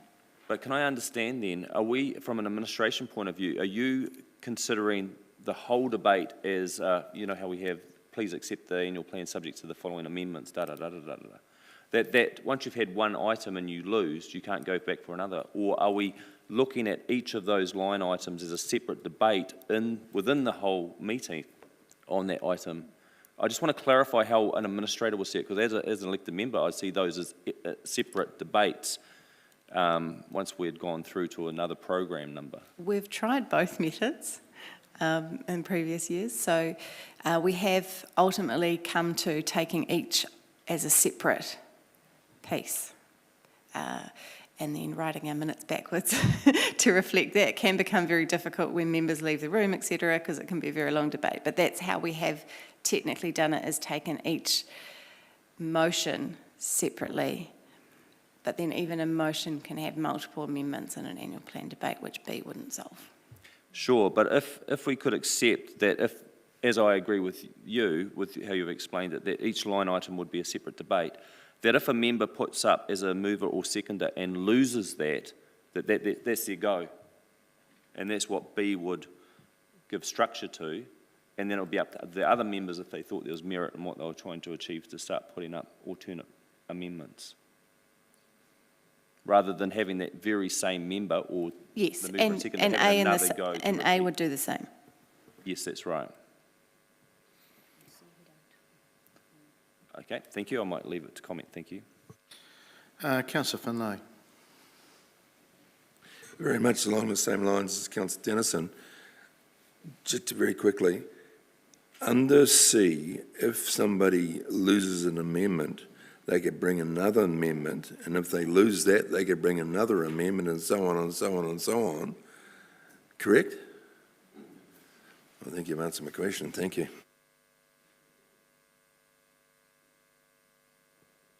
Through you, Mr. Mayor. Yes, they could, but again, it's the chair's meeting.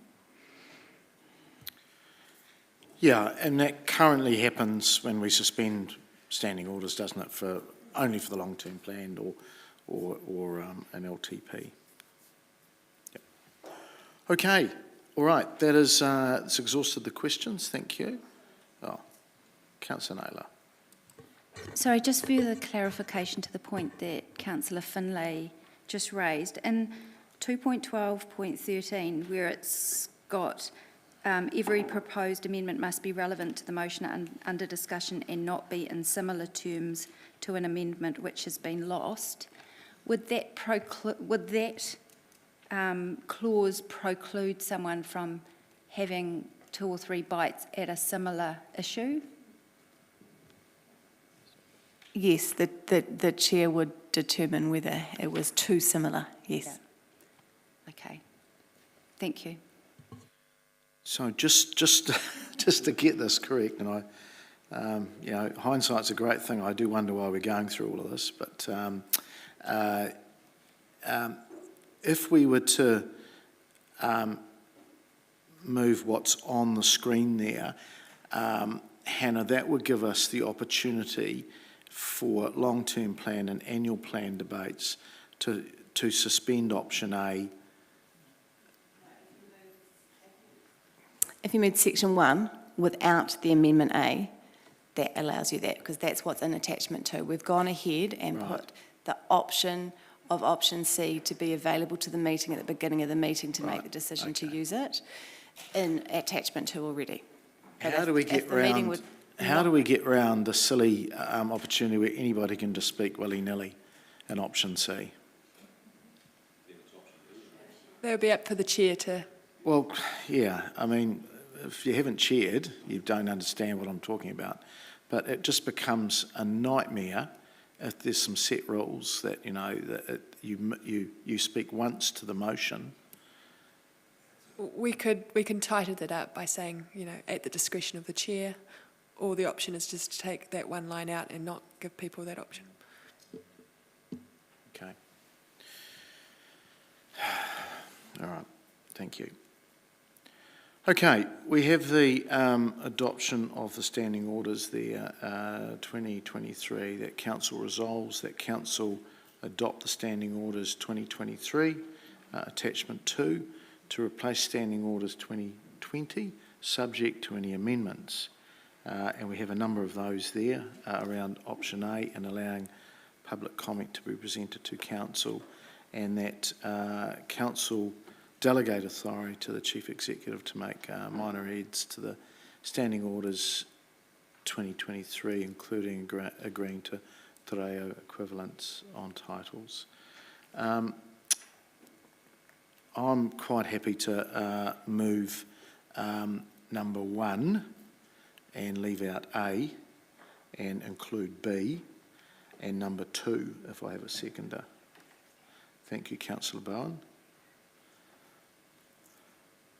So the reasons for that, and I can sense that I don't want to limit debate and healthy debate, especially around important debates and discussions around long-term plans and annual plans.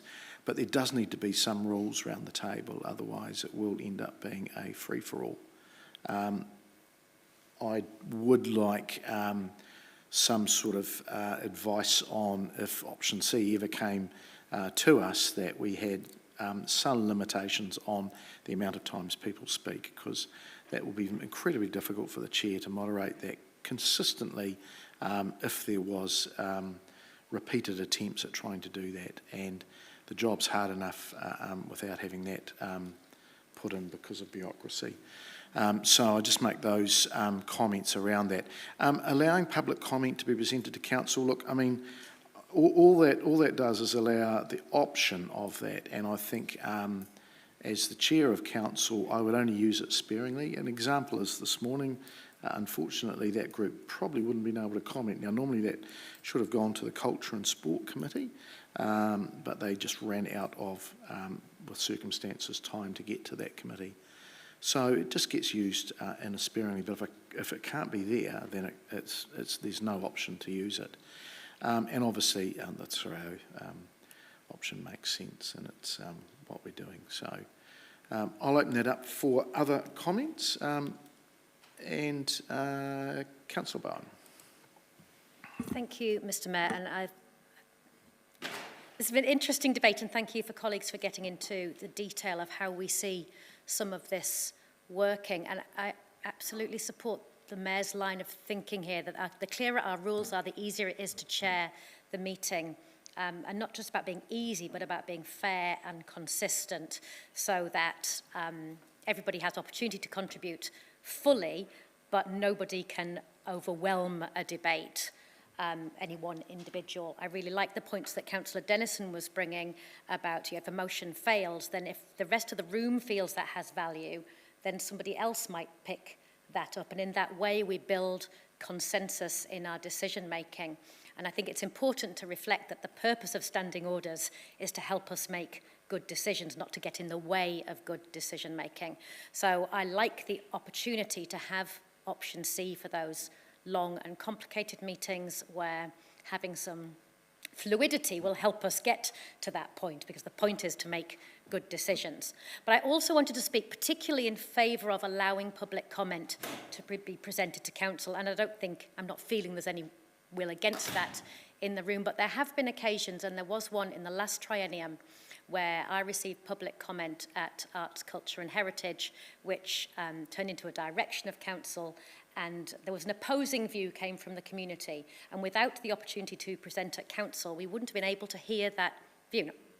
Famously, I didn't like the opposing view very much, but we overrode standing orders to let that view come through at council. And I think that's an important part of our democratic process, that the public are enabled to make presentations to whatever forum we're in as easily as possible, bearing in mind that the structure of council is not something that's particularly understandable to a wider community. So this is just taking a barrier out of the way as far as I can see. So I'll be supporting both of these resolutions. Thank you.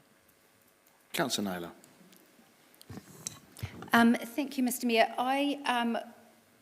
I've considered this, particularly the debating style issue, quite a bit of length over the years, actually, and I won't be supporting attachment 2 in its current form, but would like to propose an amendment, perhaps whether that's A, to replace A, that's been provided to officers, which is to include option A for council meetings and option C for committee meetings, and include the option to vote with a simple 50% majority to change the debating style to option C for council meetings for either specific items or for the duration of the meeting. That option has been outlined a little bit in the paper as being one of the options that can be considered by us today. The paper has outlined some good reasons why a more flexible approach is sometimes beneficial. I guess the point I'm wanting to put on the table at the moment is what would we like our default setting to be? At the moment, our default setting being option A for all meetings, I believe is overly restrictive and problematic at times, and doesn't allow what I believe is a good principle of effective decision-making where we all come to the table with an open mind to listen to all matters and be adaptable to changing our mind on things, following someone else's good argument. And just to be a little bit clearer on that, so if someone's moved an item and someone else has seconded it, somebody else has moved an amendment, somebody else has seconded that amendment, and if that amendment has lost, that is 4 people around the table who cannot participate actively to problem solve any new issues that might arise in that debate. So I certainly could give you a number of examples that have existed over the last 6 years, but I won't go into those examples now, but there have been examples where I believe our current standing orders have been overly restrictive and problematic, and I believe haven't always given us the option to problem solve and explore a better outcome for a resolution. If every resolution was tidy enough that we just had to say yes and no to it, we may as well just be voting online independently at home. The value of this debate should be flexible enough to allow some changes to those recommendations to improve as a result of other issues that elected members have raised during that debate. And it's for that reason that I value the more flexible approach over what is perhaps, as the Mayor has said, tidier, and others might say they might have more confidence at a shorter meeting. I think the more flexible approach does put more responsibility on the role of the chair to manage that, and I acknowledge that there are some risks in the fact that it might mean that a meeting could go on for longer if that is not managed well by the chair. But I think the value in a more flexible approach has been well articulated in the papers as perhaps being a more informal debating approach being more appropriate for rangatane, perhaps more appropriate for us to find a consensus. I think that's a more ideal way of decision making going forward. I think the default, this recommendation or this amendment that I'm proposing still gives us the opportunity by a majority of 50% to adjust a council meeting for the purposes of an annual budget or another item if there's an item on the agenda that we look at and consider does require that additional flexibility, that would be an option for us to do. At the moment, we are dependent on having to suspend standing orders, and that requires a 75% vote to just even do our normal business, such as an annual budget or a long-term plan. And that hasn't always been consistently applied, and I do believe that's problematic. So I've probably spoken for long enough and made that point, but really just ask you to consider the benefits in us taking this slightly more flexible approach. All right, councillors, this is an amendment now. We're just going to deal with this first, and then whatever happens, we'll go back to it'll come the substantive, or we'll go back to what was on the table originally. Councillor Johnson. Thanks, Mr Mayor. I'm not going to support the amendment. I do support the simple 50% majority for changing the debating style, but my understanding from the officer's comments was if we don't pass this amendment, that's in the standing orders anyway. In terms of option C, I have given this some thought, and I can see the temptation is high to have option C for committee meetings. But we are a particularly large council in terms of numbers of members around the table. And I do think that if we open up to an endless stream of commentary, the meetings could be even longer than they already are. And there's something to be said for knowing that you've got one chance to speak and putting your comments together and trying to make a coherent sentence, and doing that once and you're done.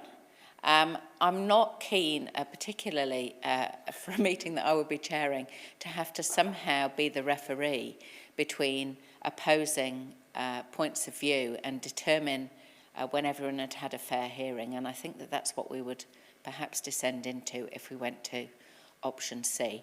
And also in terms of long-term plan and annual budget debates, we have traditionally used option C, and it has caused a level of frustration, and it has at times led to upset.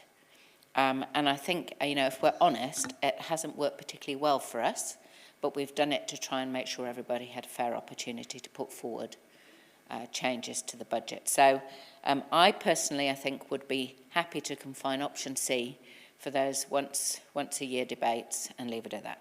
Thanks. Councillors, for somebody that chairs a little bit, I won't be supporting this, and although some things are good on the amendment, if we go to the letter of what it is, multiple speaking opportunities, let's be honest, they'll get abused, and the yellow card will come out, the red card occasionally, and you do become a bit of a referee. It is hard work just running the meeting, let alone having to have this multiple side issue going on as well. Yes, will it give people more opportunity? Absolutely it will. Will it be abused? I suppose that we just have to see. But do we have an option to keep some? I'm a believer in discipline, and as the last speaker said, you get your thoughts together, you put your best foot forward. And we do have the opportunity still with the 50% majority to change the debating style, and we can pick what that is actually at the time. I'm not a fan of multiple speaking at motions. It will go on, and of course if you start stamping down on things, you look like you might be being hard on somebody or favouring another person or councillor, and it's so hard, and this will play straight into that referee style. So for that very reason, I won't be supporting it, sorry. Councillor Dennison. Thank you, Mr. Mayor. As a preamble, I'd just like to say that I think this current standing orders or the status quo has actually served us quite well. In the last term, we did quite a heavy review on that to tweak all parts that weren't working to be a very functional document. So I'll start with that. I'm quite comfortable it's served us well. Moving forward, I think what's been before us is most like our current standing orders. It actually allows for that more flexible debate in committee and a more structured way of debate for our council formality. It does leave that 50% majority for that workload in the long-term plan at a council meeting. But here's my theme. It's a case for option B. If you can turn your page to page 71 in our order paper, there's only two differences in B to C. And it is the mover who moved or seconded a motion can move an amendment.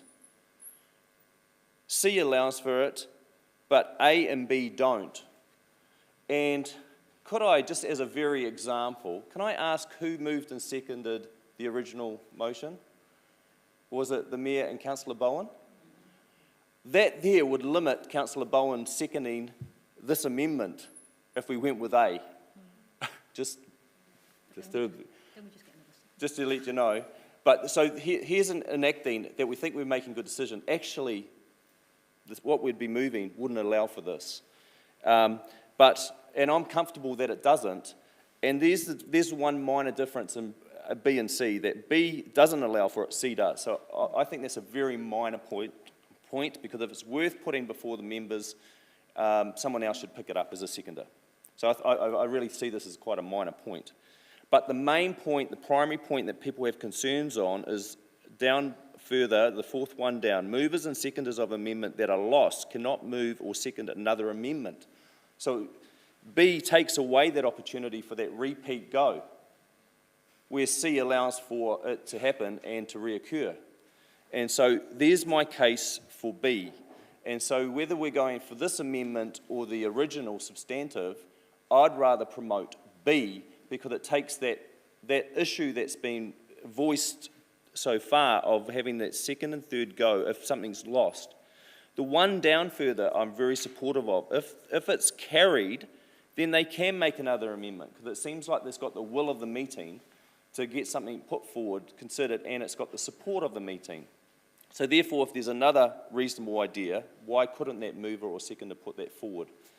And so that is allowed in B. So I think that is the key point for me, is the case for B. So whether this goes through or not, I'll be raising that as another amendment, that we consider B being the alternative, and I won't need to speak on it at such great length. Thank you. Councillor Wood. Thank you, Mr Mayor. I just want to make a few points. I might start with responding to Councillor Dennison's point on the case for B. I think there is some health in a seconder being able to be open-minded and change their mind. Under option A, what we say effectively is that the seconder needs to be wholeheartedly in support of whatever it is they're seconding and not be open-minded to potentially changing and either voting against or seconding something else. So I think what's put out in C is quite sensible, that we allow for a seconder, if we choose to go into that debate style, to be able to put forward something else upon reflection. Because we all talk about, in examples of being open-minded, the example of a seconder being able to change their mind. So I do disagree with you there. I'm sorry, Councillor Dennison. But I want to speak as someone acknowledging my own tendency that if option C were our primary debate style, that we all get hot-headed. Sometimes I speak at the start of a debate, somebody else says something I disagree with, and I want to jump back in and disagree with them. And that person who spoke might want to jump back in and disagree with me, and I want to disagree with them again. I can see myself being one of these councillors, if I wasn't to check myself, that would end up in this back and forward, as could happen to many of us. And I don't believe it's appropriate to put a chair in that position in every single committee meeting where they are having to arbiter who's had enough goes at their point. So potentially even under, so I support the substantive, not the amendment, but even under the substantive, there could be scope for putting a, say, 2 speaking slot limit or something along those lines. I'd be interested to see what the mood of everyone else is for something like that. Having not gone through a long-term plan, I don't know if that would be too restrictive, but I'd be interested to hear that. But I think the thing is, we are professionals, and I agree with the Mayor and Councillor Johnson. At the end of the day, you run a risk by jumping in the queue at the start. You might be able to direct the debate, but you also might miss an opportunity to respond to something that somebody else has said, and that is the nature of the role that we are in. We already, in the standing orders, allow 5 minutes per speaker. By 16 speakers, that's 80 minutes in a debate is already allowed under option A. If we make option C our standard for our committee meetings, which given our tighter structure of committee meetings and the fewer number that we have, the more items that will be coming to them, to allow for up to 160 minutes if we allowed 2 speaking slots per person per debate, not taking into account amendments, I could just see it getting out of hand very quickly. So for me, I agree suspending standing orders is bad, but we've fixed that issue by allowing option C, so let's just get on with it. I support substantive. You will have noted that the seconder has changed. We just like to thank the wise councillor that's been here a while noticing all that. Thank you. Councillor Barrett. Thank you, Mr Mayor. Thank you, colleagues. An interesting debate that I sensed might be coming to the chamber, so it has been good to hear the range of views and some really deep thinking in terms of what we should be doing here. This is really a question of kind of where we want to set the balance in terms of how we actually run meetings. My concern around this amendment is that I think it opens things up quite wide, to be honest. And while we're all here in convivial spirits after a couple months of rest and feeling the vibe, it's easy to get kind of lured into a space where we might see this as a way forward. But I suspect that as the term continues, there might be some times where if we were to take this path forward, we might well regret it. So on balance, I think that what officers have given us is actually quite a reasonable track, and the substantive is the way to go. I do have some appetite for what Councillor Woods suggested in terms of thinking about a cap, but I think that's a whole new debate and a whole new potential rabbit warren to get into. And, you know, to be honest, I wouldn't have been against probably option B if it ended up coming to that, but I think the substantive motion gives us a reasonable way forward. I was interested in Councillor Naylor's rationale around this, and that quite a bit of that was around, the socializing of thinking, the consensus building. And I think that is incredibly valuable, but I don't think we should pretend or limit it to only happening in the chamber. The reality is a lot of thinking gets socialized in advance. A lot of consensus building happens in advance. And by the time you get 16 of us in a room, I think we need to respect the investment of time that we make with 16 of us, plus quite a substantial gallery of officers to make sure that we're making good use of time in a reasonably structured and efficient manner, which I think one go gives us the opportunity to do. So I will be supporting us as substantive. And for those that are concerned about the opportunities for socializing, thinking, and consensus building, think about what we can do beyond these four walls. Mr. Mayor. Councillor Harpiter. Thank you, Mr. Mayor. Thank you, Councillor. Excuse me. Thank you, Councillor Naylor, for bringing this amendment forward. I won't be supporting it. My reasons are, as a chair, I like to keep things simple, and I think this amendment does muddy the waters. I think going forward, having an option A and an option C does make things very confusing, and I think going forward we don't need that in the chamber. So I prefer the substantive that makes it quite clear of what we need in the chamber, and that's why I prefer to keep with the substantive. I think Councillor Barrett and Councillor Johnson have outlined what we need going forward, and Councillor Wood. I think we just need to keep it quite simple, and that's why we're supporting the substantive. But thank you for bringing it forward, Councillor Naylor. Councillor Barn. Thank you, Mr. Mayor. I was in the queue to say I probably shouldn't second this, but as Councillor Wood have pointed out, sometimes you run the risk of not getting into the queue quite quickly enough, which is a point well made, Councillor Wood. Thank you for that. I think this is an important debate to have, and when Councillor Naylor raised it with me, I'm very much in support of us having an alternative option for simplifying the debate rules in those meetings which look likely to need that. Where actually it doesn't serve debate well to have too much restriction about the moving and seconding and carrying on. But the reason I supported the substantive is from the officers' discussion, and thank you to Councillor Johnson for pulling out exactly what we were voting on then. The substantive is that option A applies to all meetings unless at the beginning of the meeting resolves by simple majority to adopt option C. So the second part of the amendment has already been given effect to by the substantive. Really what we're talking about here is, do we want to specify option C for committee meetings, or just to leave that as an option for committee meetings? And on balance, I'm happy with that as the option rather than the specification, which is why I'm supporting the substantive motion. Thank you. All right, Councillor Naylor, back to you for right of reply. Oh, excuse me, Mr. Mayor. I did see that the Deputy Mayor had asked to comment on the thread. Oh, okay. Thank you. We missed that. Deputy Mayor.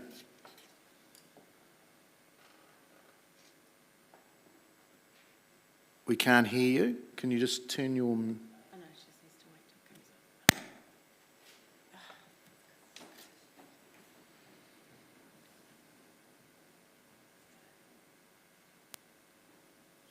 Order? Can you hear me now? Yes. Oh, thank you, Your Worship, and greetings to my fellow councillors. I do want to say that, firstly, I acknowledge the staff who have worked on this. I think it's timely that these standing orders were refreshed. I'm really grateful for the work that they've put in. I like the fact that we have currency around that moving forward. The discussion that we have had around the council has been really, really helpful. And I think I'm aligned to Councillor Barrett, Councillor Johnson and Councillor Bowen. I think, Councillor Bowen, you took the words right out of my mouth, really, of the things I was thinking.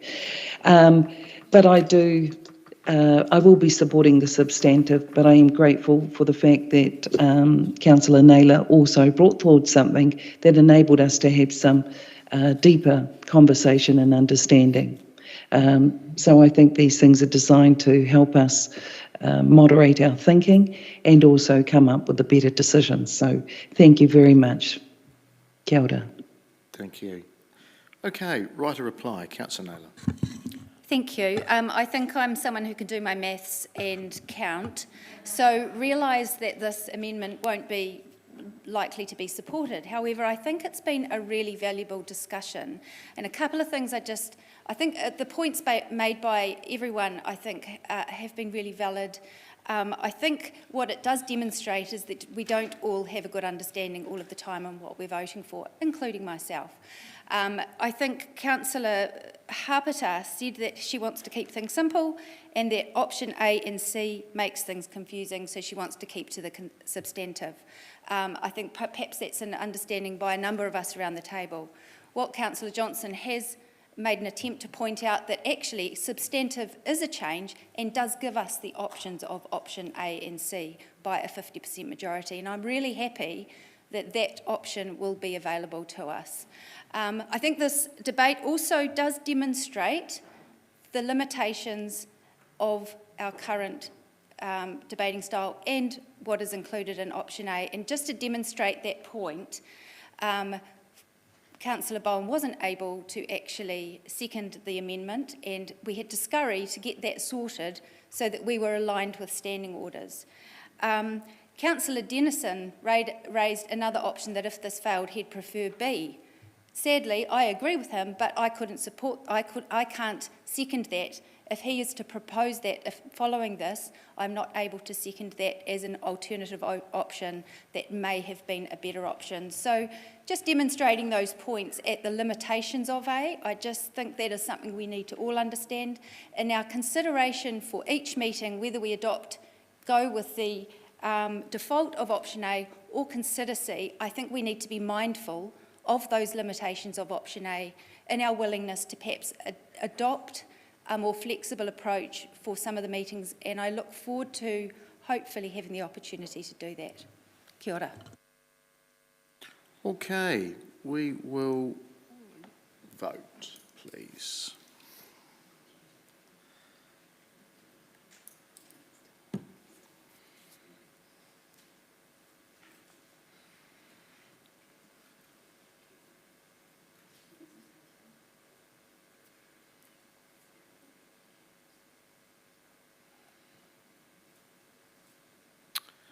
That has failed. 3 votes for and 13 against.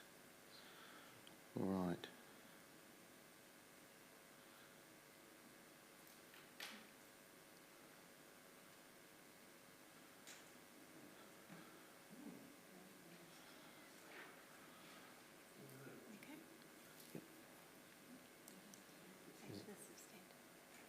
All right, we'll go back to the substantive unless there's something else. There is none? Yeah. Have you a seconder? For that very reason. You've already lost one. Can you? Oh, no, you've already seconded that other one I lost. But what I do rise for, Mr. Mayor, is to propose that option B be the alternative debating style and seek a seconder that hasn't lost a recommendation. Oh, thank you. Thank you. Okay. That's how it works. Good standing orders in motion. Yeah, can you speak while we get it up on? Yeah, absolutely. I was kind of prompted more for humour by this compelling argument from Spike Milligan. He goes, "It was midnight in the classroom and every desk was shut, when suddenly he heard from the alphabet a huge, loud tut-tut. Said, A to B I don't like C, his manners are a lack, for all I ever see of C is his semicircular back. But D to B, I disagree. I've never found C so. For where I stand, he seems to be an uncompleted O. So that's quite a compelling argument. That's my first piece. So pick on C debate. But I mentioned before around the differences between C and B and why they may look subtle. I actually think their application is quite key. Because what I've heard this morning voiced is that this reoccurring opportunity for when somebody's put up a recommendation and it's lost, they can have another go. And B avoids that, it doesn't allow for that, and I think that's the main argument that B is more compelling than C. So, along with the points that I raised before. Thank you, Mr. Mayor. Second. I was just trying to think who the seconder was. Councillor Finlay, do you want to speak to that? No.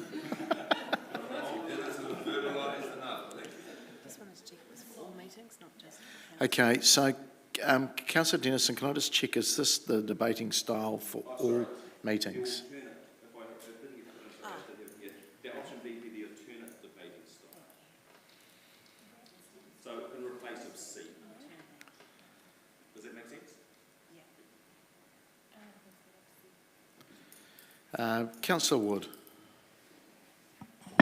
Thank you, Mr. Mayor. I'll be brief because I think I explained it in my last speech. But if option B is to be the alternative debate style, I prefer we simply didn't have an alternative debate style because it misses the point of what we're trying to achieve here by having option C, which is that we would need to suspend our standing orders to be able to actively participate in debate, particularly in the long-term planning session. And as I continue to get told by my colleagues and by officers, is that that is the issue that we are effectively trying to fix here. And as has been outlined through questioning, option B would not fix that issue. Therefore, in my opinion, I would rather we just stuck with A and continue to suspend standing orders. Otherwise, we would have to have a 50% vote to go to option B and then another 75% vote to suspend those two particular standing orders that option B doesn't allow for. So I simply see this. I appreciate your lyrical rhythm, Councillor Dennison, and the spirit you bring to this. But to match it, I see you, I don't want to be you. Thank you.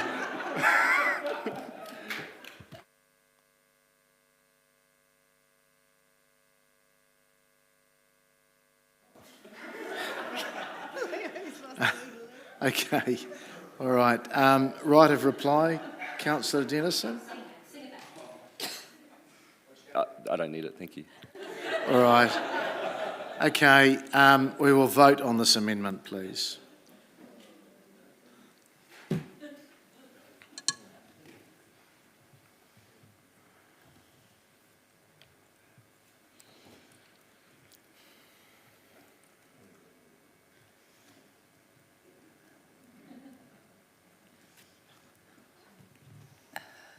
That has failed, 3 votes for and 13 against.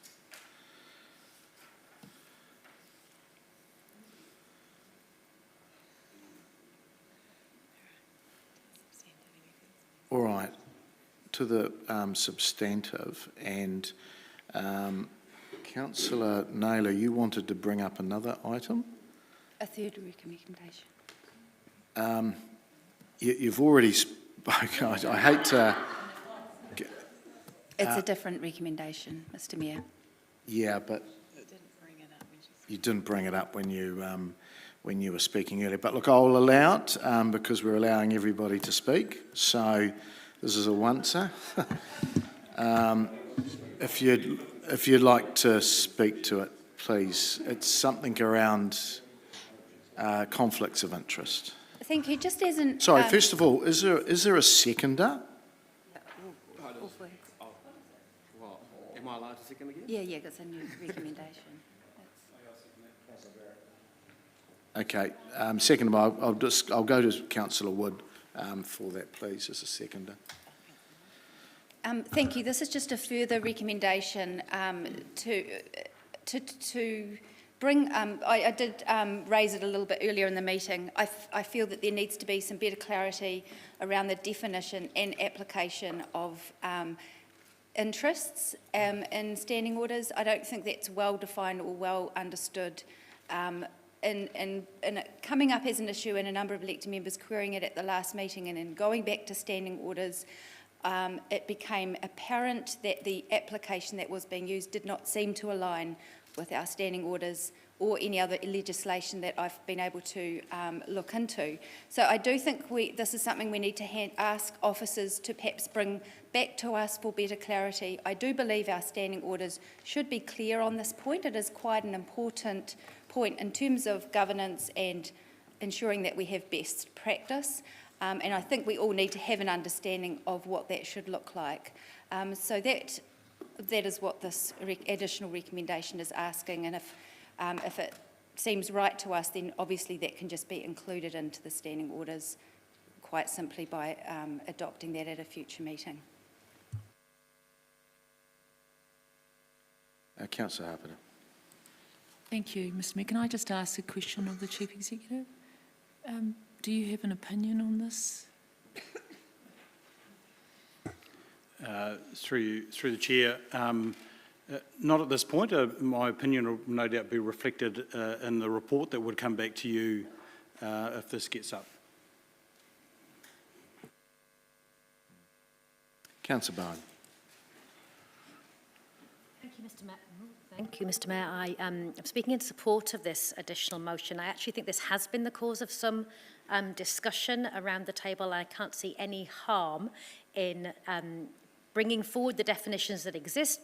For example, if the Officer of the Auditor General publishes extensively on conflicts of interest and the definition of interest, I can see no harm in bringing that clarity into our standing orders. And this isn't a discussion that's just happened recently. I recall a debate, gosh, I think it probably in my second triennium, where we had a member who was elected to another position outside of this chamber, and we had a long debate about whether that was a conflict of interest, just an interest that was the same as any other member of the public. So it continues to be an issue that we grapple with in order to be appropriate in our decision making, and having that transparency brought again through the chamber I think will be a good thing for a new triennium. Thank you. Councillor Zabellan. Thank you, Mr Mayor. I am also in support of this amendment. Listening to the discussion this morning, I wondered whether the essence of what we were talking about is when we, not so much the declarations of interest, but the process by which, or the expectations which fall on us to manage that interest.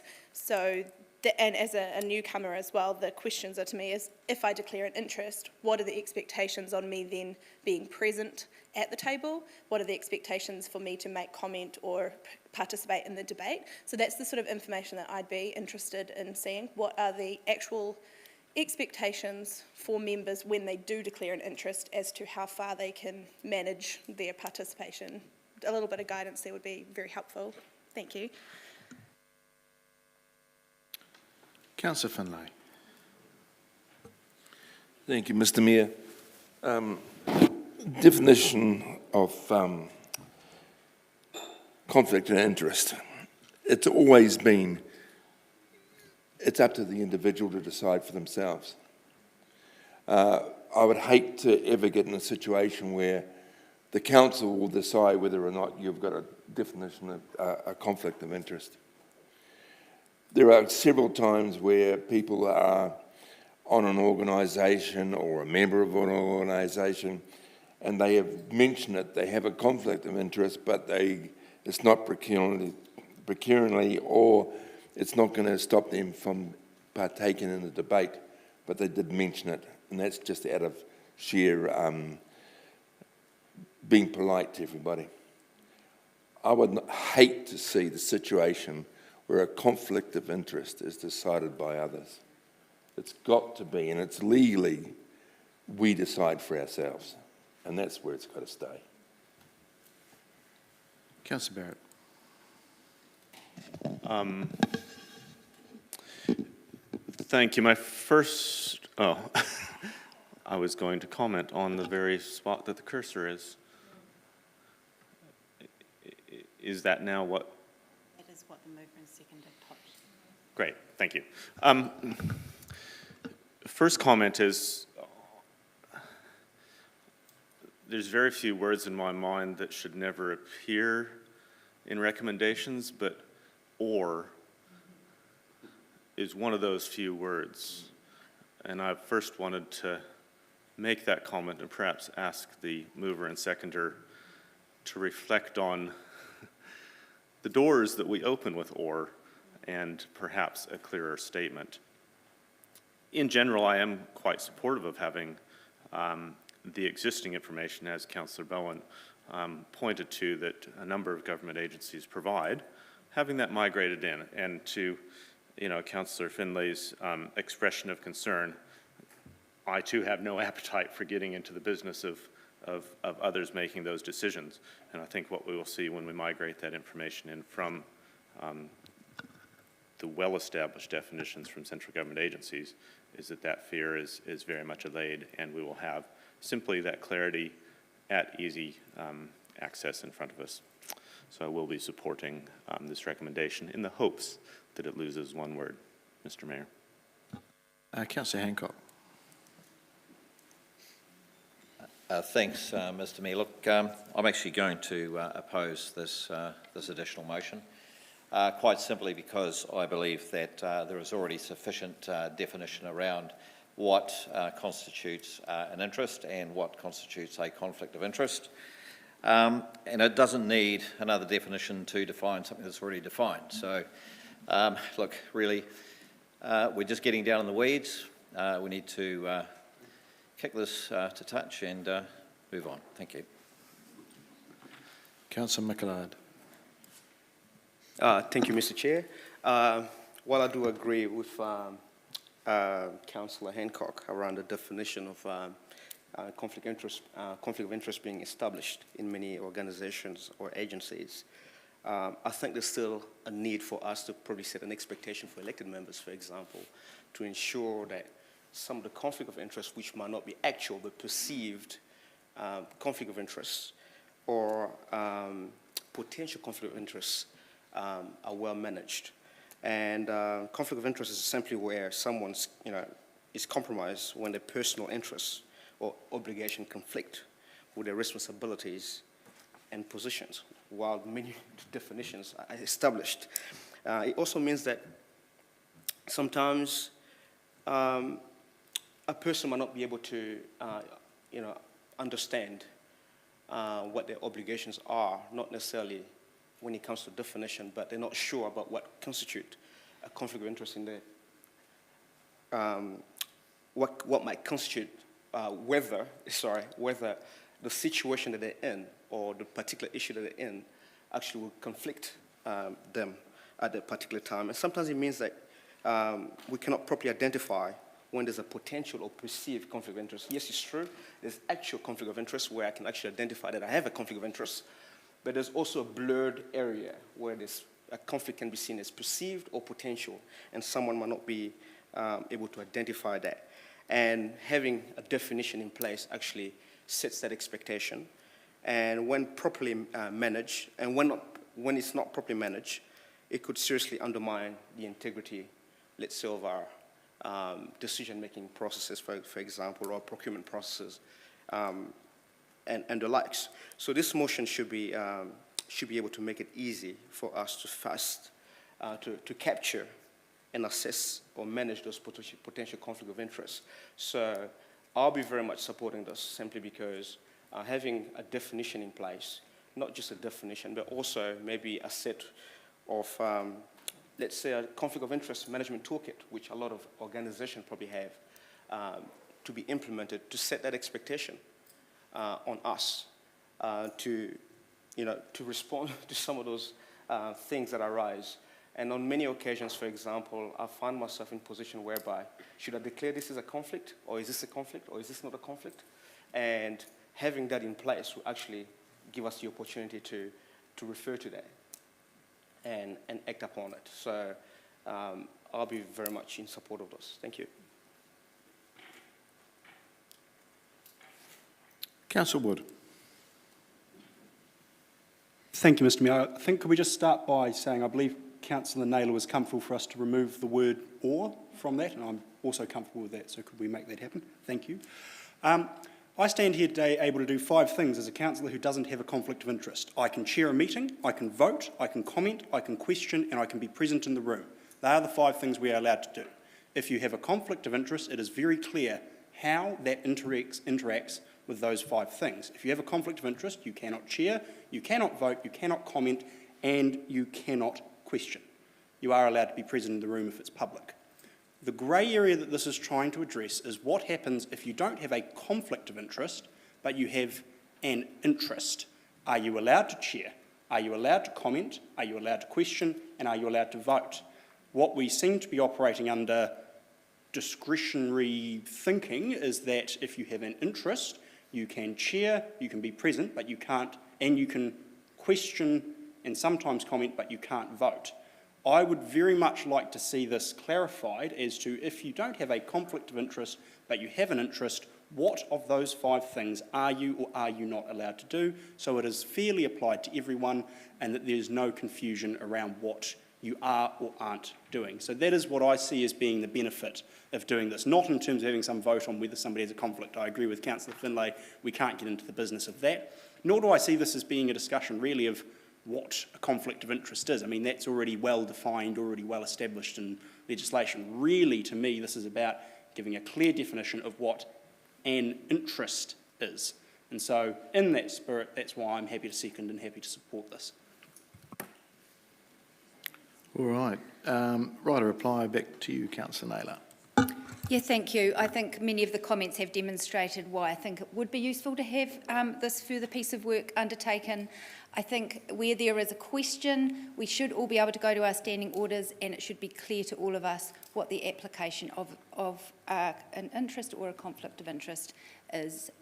So, yeah, certainly there's plenty of other definitions out there from the Office of the Auditor General and many other documents to define what a conflict of interest is. But what I'm asking for here is for something to be included in standing orders so we have that clarity. Thank you. All right, we'll vote. Thank you.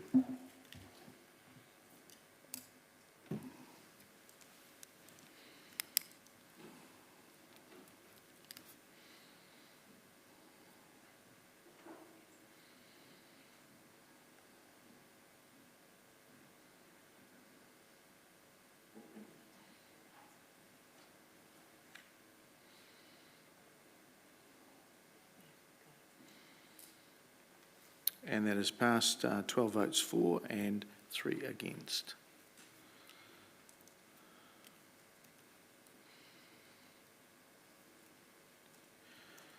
Okay, we'll go back to the substantive.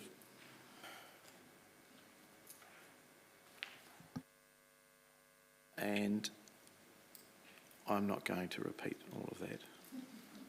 We've done that already multiple times. So I'll ask you to vote on the substantive 1 and 2, please.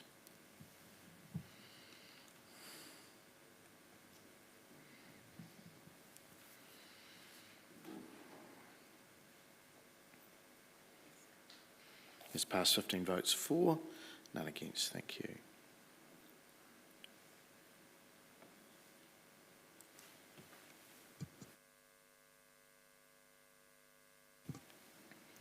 Okay, moving through to number 10, which is around international travel for Councillor Fitzgerald. And I'll invite our International Relations Manager, Gabrielle, and Todd, our Principal Māori Advisor. Kia ora, welcome to the table. Tuatahi, tautoko te ahu o te karakia o te kaikaunihera Fitzgerald, I timatai tō tātou wahanga kōrero. Tuarua tautoko wana mihi kia rātou kua pehi ana I nā taimaha o te wā. E te kahika, kia koe Grant, tēnā rā koe, koutou, ko nā kaikaunihera, tēnā rā koutou, me hoki kia koe Wade me te tira whakahaere, ahuri no tō tātou whare, tēnā koutou, tēnā tātou katoa. To the Chair, I would just say that the officers would take the report as read. Kia ora tātou. Thank you, Todd. It's on page 247 of our papers. Are there any questions of the officers? Councillor Wood. Thank you, Mr. Mayor. Just one question primarily to you, Todd. And I think carefully about how I word this, but would it be disrespectful, rude or inappropriate of us as a body to ask Rangitāne to make some form of contribution towards a trip like this? Or would that be expected or standard practice, in your opinion? Trying to think from an office perspective. It's a relational question, is what I hear two aspects. There's a relational aspect. We're talking about a partnership of which this council and the iwi have acknowledged very strongly. My read is that it's very robust, and that in a good partnership you communicate honestly and openly. So there's an aspect to that question where on the basis of where that position comes from, that simply expressing it in a respectful, direct way seems to me to reflect the essence of what I've experienced in terms of the persona of the council and the iwi in that space. The basis of that is obviously a matter for you as elected members to decide, and also the way that is communicated is for you to decide as well. However, we do acknowledge we are a public organisation, and therefore these questions are being resolved in this environment. So I'll just leave it at that, but I'm certainly open to be prompted further if I have avoided your question, which I hadn't intended to. No, that's very helpful. Thank you, Todd. Appreciate it. Councillor McLeod. Thanks, Todd, and Gabriel for the report. One question that I had, I think it was similar lines as Councillor Wood, was that before I jump onto that, have previous travels for Rangitāne, let's say delegates, been funded through the Maori responsive budget before? I don't know, it's been done in the past, so that's probably why I want to probably find out. Thank you, Councillor. So to the best of my knowledge, there has been one occasion in 2018 when Rangitāne representatives travel as part of a city delegation to Missoula, and the trip, the expenses for the representatives to travel was from the international budget of PNCC. Okay. I understand that it was one of our councillors going, and rightly so. But I just want to get some clarification, like what makes this case exceptional in terms of us having, I mean, I know that we're using the Maori responsiveness budget, but similar to Councillor Williams or Wood is line of questioning, will, let's say, 50-50 sort of contribution work in this context? While I understand that Councillor Rowley is a councillor and he's of Rangitāne descent and representing Rangitāne on the council, and I totally acknowledge that, but given that he's also representing Rangitāne, so, and at the same time on the council, and I know it's council business, so I was thinking to myself, would it be appropriate for 50-50, let's say, sort of contribution from both sides?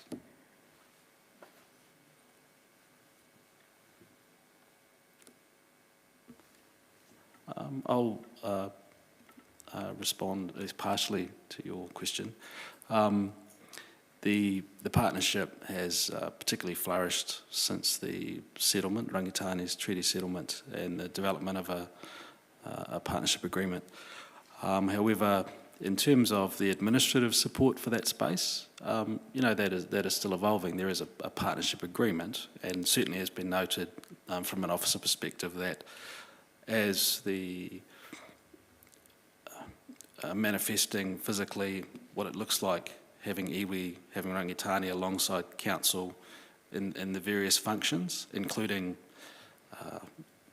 international diplomacy. We haven't always kept up with the discussions and debates as to what that looks like. I'm aware that the partnership agreement will be updated at some point, and matters like this perhaps could be considered within that in terms of resourcing packages.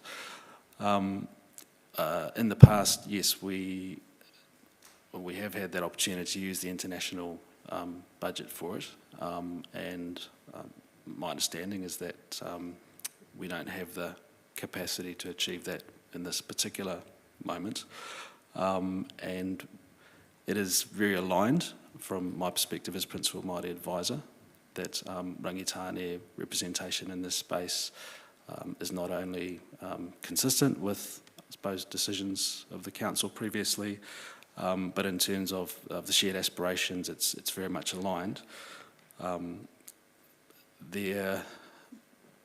When we looked at what opportunities were there, for a couple of reasons, there is part of the budget I'm managing which was available for the situation, and in some ways it's because of our success. I have some resource that we've used to facilitate a lot of the translation work that we do for Council. And by the way, just to acknowledge in the previous item, your recognition again of Te Reo Māori. But our systems have kind of caught up now where many of the projects we do integrate Te Reo Māori up front. So the need for additional resources not so much of an issue. And further, for the executive leadership team, my team have been working very hard on some proposals around our improving our internal responsiveness.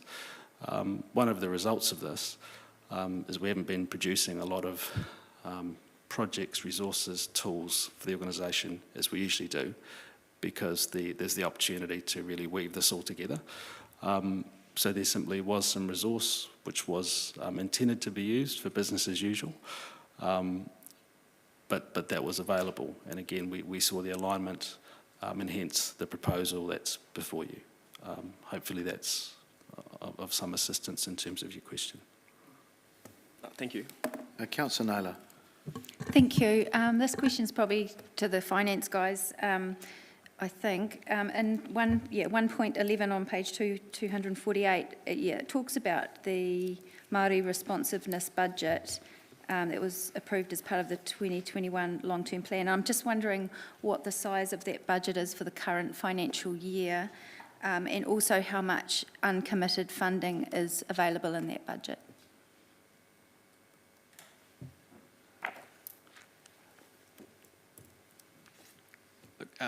Through you, Mr. Mayor, I don't know offhand the total Māori responsiveness budget, but Todd may do. Not very large. Most of what my role is to advise how other people expend their budget. We have much of the budget in Māori responsiveness is already committed, whether it be to partnership, whether it be to other, it's almost overseeing committed funds. As I almost alluded to, but I'll expand on a bit, much of the work internally, which I think the staff do a wonderful job, is held within the budgets of the likes of the people and performance team, our infrastructure teams, and we're significantly through a transition where I guess the role was Māori Advisory helping to bridge those connections with mana whenua to much more direct relationships. So hence, at this moment, I don't think I'd be able to be exactly accurate, but in terms of discretionary funding, it wouldn't be, it's around about 25K, I think. Including koha and other aspects which are unpredictable, but we know are unnecessary. Yeah. Mr. Mayor, I was asked this by someone in the last week, and I recall us putting it up from 150 to 200 to 250, staggered over 3 years, but I can't recall where we're up to in that. And I just thought it would be useful to have a better understanding of what that budget, what the availability in that budget is? So there was an increase, I think you're alluding to the partnership agreement funding. So that sits within Todd's broader Māori responsiveness budget. But that is a specific sum of money which is recorded in the partnership agreement. There was an increase to that during this LTP. I think from memory it went up either $25,000 or $50,000. We can get that. But the point I would make is that money is ring-fenced for the partnership agreement and effectively the contract that is signed on that. So I think what we're talking about here is any sort of broader discretionary funding over and above the partnership agreement commitment, and Todd's indicated that that is relatively light within the budget. We can get that exact number for you though, over and above the partnership agreement. Thank you. Just the second question was that I had was around the size of the delegation, and I think when the paper came to us at the end of last year, the delegation was 4 people, and my question is, and traditionally there has been 1 staff member go on these international delegations, and I'm just wondering what the rationale for needing 2 staff members on the delegation would be. So, as you are aware that the international education function has come back to PNCC from CEDA, and therefore this time we have myself leading the international relations side of things, and Kate Harridge, who manages the international education portfolio. We are very fortunate to be able to confirm that Massey University is also sending their representative alongside of Kate to ensure the conversation in terms of education collaboration can happen as smoothly, and collaboration discussion could be as clear and leads to outcomes as much as possible. Thank you. So further to that, if there's... Sorry, Councillor, just go. Sorry, can I just add to that through you, Mr. Mayor? So the international relations and advisor role is a split role, so it's 50% of its time is spent on international education, and that is funded through the funding that came back from CEDA when they undertook that funding. The second part of the role was included as part of the last LTP to increase our capacity and capability in the international relations space. Many of you will recall that when we had a vacancy in that space after the previous person in that role left the organisation, thankfully they've now come back in a different role, effectively that whole function stopped for the best part of 8 to 9 months. So the other role is about growing our capacity and capability in that function. So we want to be able to build experience and understanding what's involved in taking delegations overseas so that we're managing the risk associated. So that's also part of the rationale for 2 people attending the delegation. To manage, to grow capacity and capability within our international relations space to manage future risk for the organisation. Okay, thank you. So I'm hearing the rationale for the role. I'm probably not hearing the rationale for 2 people needing to be included in the delegation. But I'll... Sorry, well, through you, Mr. Mayor, that part of that rationale is the only way you can gain experience in terms of undertaking an international delegation is to go on them. So part of the rationale for 2 people is to gain experience in participating in a delegation such as that. Thank you.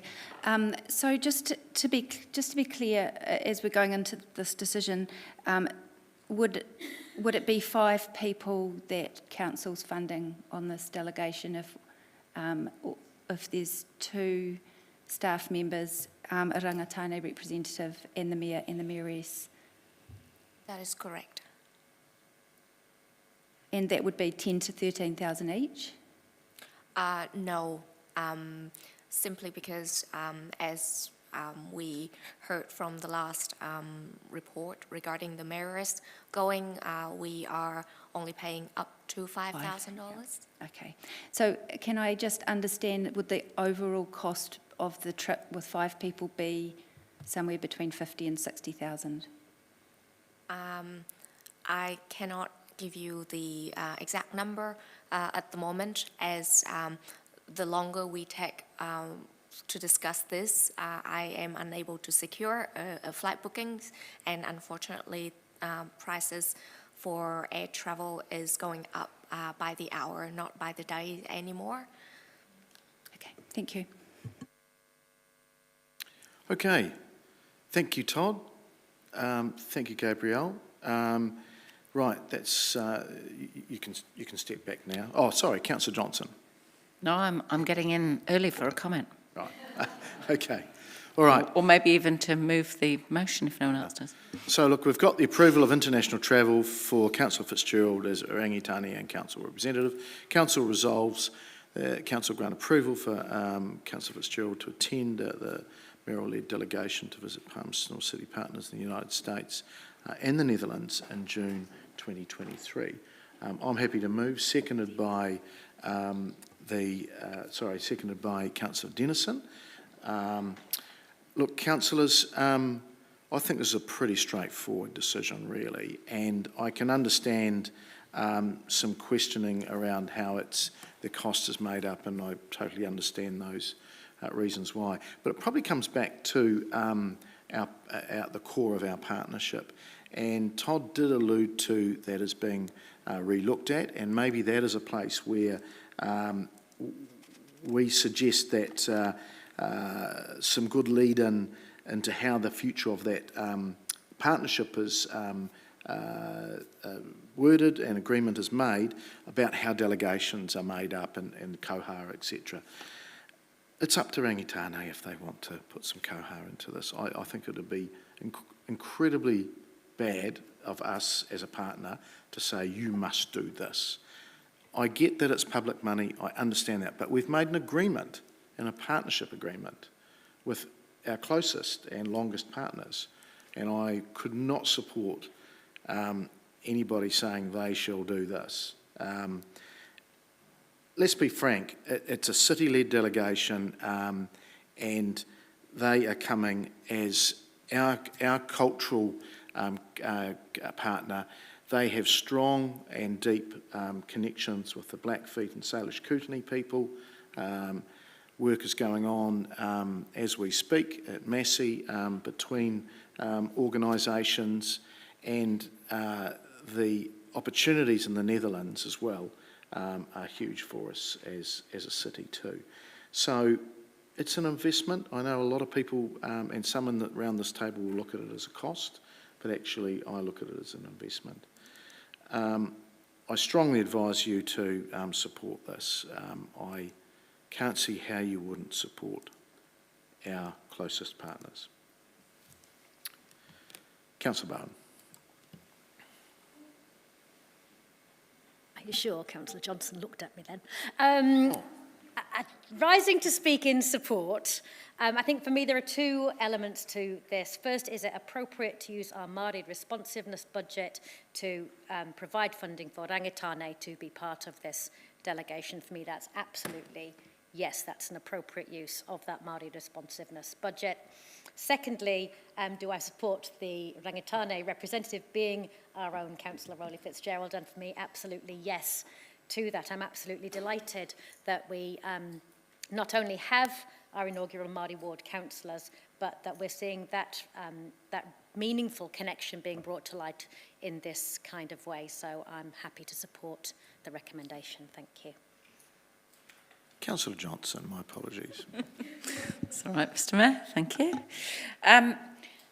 You know, I strongly support this motion, and I was sitting there listening to some of the questioning, and whilst on the one hand I understand where councillors are coming from, I do think we just need to be really careful in this environment that we're not diminishing the mana of our partner, our treaty partner, Rangitane, and Manawatu. And when we're reducing this kind of debate down to who pays for what the line item is and all the rest of it, with the greatest of respect, I think we're missing the whole meaning of this, which is how important it is to us as a city to have our partners Rangitane walking alongside with us. And it's so important that when we're presenting a public face, when we're going out to international partners, that the Mayor is accompanied by a Rangitane representative. I felt sorry that that wasn't happening when this paper came to us last time. And I'm reassured that it is happening now. And there are some things where we need to look at the true value in what we're doing, and that value is beyond the dollars that it takes to send someone on an international trip. So I'd really encourage you all to think about not only the importance of sending Councillor Fitzgerald on this trip alongside the Mayor, but also the messages that we're sending even in our questions, and the messages that people are hearing when we're questioning whether or not it's a worthwhile spend. So I strongly support us doing everything that we can as partners alongside one another. And I really would encourage you all to vote for this, this motion. Thank you. Councillor Isabella. Thank you, Mr Mayor. Ngā mihi kia rangitāne. I just want to tautoko Councillor Johnson's comments. The real value proposition for me in this trip is all the learning potential and insights that can be gained from the Netherlands, particularly their institute. So I'm very willing to support the councillor's attendance. Rangitane has presented the council with a very clear and comprehensive vision of what their view of what a treaty-led city looks like.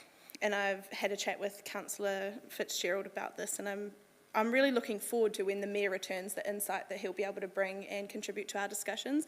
And I feel we will only benefit more from having Councillor Fitzgerald also receiving those learnings with the Rangitane lens. The enrichment to our discussion is something I really look forward to.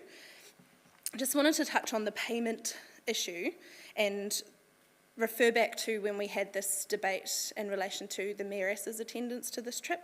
And in my view, the case for a Rangitane representative is far stronger than the case for the Mayoress, and I mean no disrespect to the Mayoress at all, and I did support her attendance for that.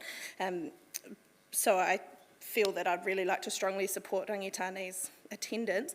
It all comes down to, for me, whether or not we are actually willing to show us as a treaty-led city to walk the talk. Of course we send a Rangitane representative as our partners on an international delegation because we're in a treaty partnership, and a good one.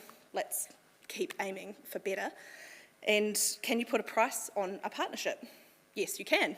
You can vote no to $13,000, and that will show us in clear dollar terms what value you're placing on the expression of that partnership on the national and international stage. So I have my strong support and encourage you to do the same. Kia ora. The Deputy Mayor. Tēnā koe, Your Worship, and to my colleagues, ngā mihi. I'm greatly in support of Councillor Fitzgerald going on this international delegation for the very reasons that Councillor Bowen, Councillor Johnson and Councillor Zebulon had just mentioned. Ngā mihi kia koutou. So I don't want to sort of bring those up again, but I do also want to acknowledge the fact that Councillor Fitzgerald has got a great deal of knowledge, skill, and has been working locally in the areas of cultural revitalisation, which is something that they've been doing over in Missoula, and that was discussed and displayed, demonstrated at the previous trip. I've read the documentation from that trip and the evaluation. Likewise, I think that his involvement in the social, health and economic areas within our community as a professional and also as a member of Rangitane has been is very helpful and useful to enhancing those relationships with other Indigenous people, which will no doubt benefit us. Previous international delegations to the likes of Missoula have been, with Rangitane presence, has been positive, should I say, positive and popular for those who are on the other side, affording our people, whoever goes, the Mayor and staff, with a wonderful exchange, a wonderful cultural exchange. And I also think that by having Councillor Fitzgerald there walking alongside of the Mayor and the staff, he will he will add a layer of cultural safety and security for them, and there will be that opportunity for authentic sharing, and as our Mayor has been, rightfully promoting, for that notion of mahi tahi to be affected. So I think the fact that we take cognizance of that is really important. Kia ora. So I'll be supporting this. Thank you. Councillor Naylor. Thank you. This has been quite a challenging paper to consider, and I acknowledge the comments that have been made about perhaps how it can appear asking those questions about finances. It's not a comfortable thing to do in a public arena. I want to acknowledge our commitment as council to the partnership, and I certainly, as a councillor, endorse that, and I think it is important for that to be demonstrated in the outward-facing engagements that we undertake. As someone who didn't support the investment or the delegation going ahead at the end of last year, it has been a difficult thing for me to consider now that this delegation is not just 2 or 3 people, but is potentially five people, which when we were looking at 10 to 13,000, we have to justify that to the community. Now we're looking at 45 to 60,000 or potentially more that we've got to be able to justify to the community. The majority view was to support the delegation at the end of last year, and given that that's going ahead, I would wholeheartedly support Rowley as a part of that delegation. However, I don't support an increase to that delegation, and that's why I was asking questions about perhaps the staff member, the need for 2 staff members, and interestingly, to understand that there's also a Massey rep going on this delegation. It does seem that it is heavily weighted or well covered in terms of that international education aspect. My preference would be for the delegation funded by ratepayers to remain at the 4 that was approved at the end of last year. I do support rangatane representation in that delegation. That leaves me with quite a dilemma about the decision that's in front of us. So I think in this regard I'll be abstaining, but I do want to make it clear my reasons for that. Councillor Barrett. Thank you, Mr. Mayor. Just briefly, wholeheartedly in support of the recommendation in front of us and Councillor Fitzgerald joining this delegation.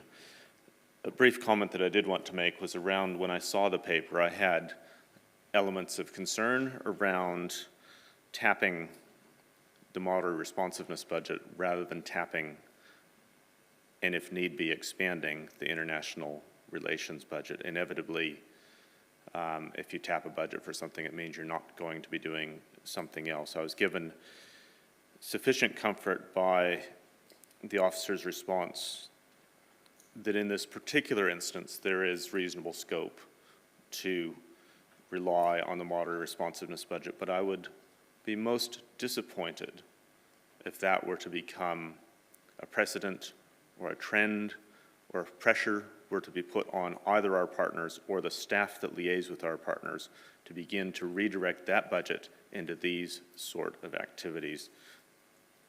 The principal role here is around the international relations, and it should sit in that budget so that we ensure that the moderate responsiveness budget, which, as we know from our partners, is yet to actually meet the quantum that is needed to deliver on current needs,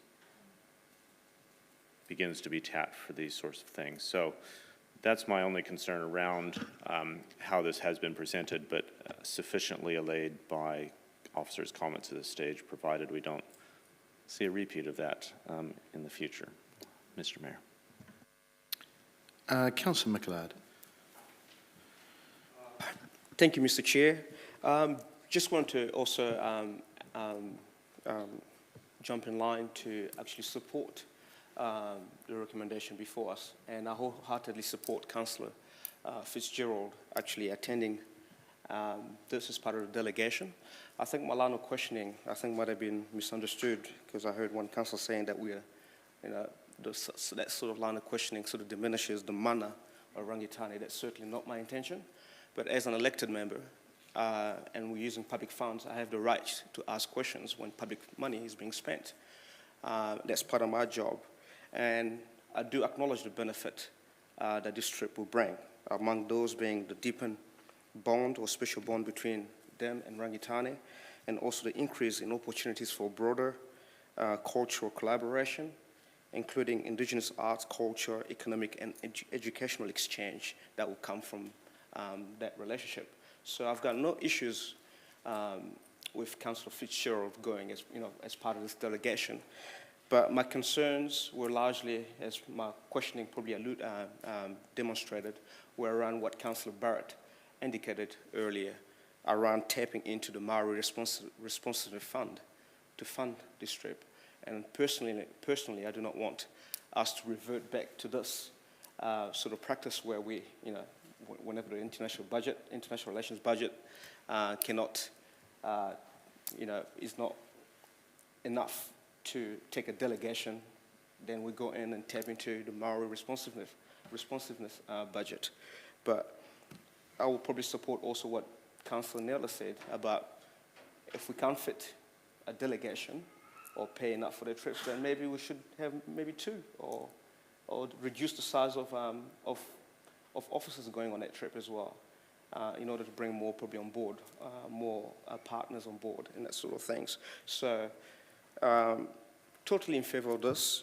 This is not about diminishing Rangitane mana, but as an elected member, I think it's right for us to ask those questions and ascertain and make sure that the public is aware of what's going on and give some sort of clarity and understanding to the public about how and why money is being spent in this way. Thank you. All right, just quickly write a reply before we vote. Look, councillors, this will end up being a larger delegation than just 5 people. My understanding there'll probably end up being possibly several from Massey, around Indigenous and Māori studies and their connections with the Native American peoples, but also CEDA and possibly business and tech business interests as well. So they value the international program, they value the city's connections that it can bring to them, and that's a lot of the reasons why they do attend city-led delegations. Also, the points have been made about numbers of staff going. If I could just say, in previous city-led delegations, the numbers are no greater. In fact, they're arguably less because other organisations fronted our international education or had interests around economic development and attended. Just came out of different pots, that's all. So this is more a discussion around investment, firstly in our partners, and I think that's been well made by the majority of councillors here, but also our international program and whether we value just being connected to the rest of the world and other people in other parts of the globe. So I'll just leave it at that and ask you, I hope this could be a unanimous decision, but we'll see where it goes. Ask you to vote, please.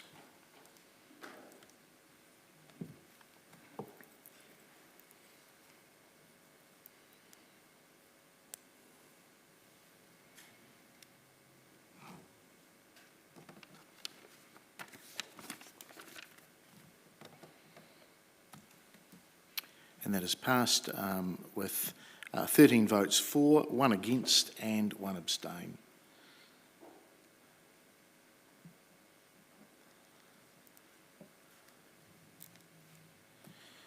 Okay, all right, councillors, it's, I'm not looking at that clock up there because it's wrong. It's 12:30, we'll break for lunch, back in the chamber at 1:30, enjoy your lunch. Kia ora, thank you.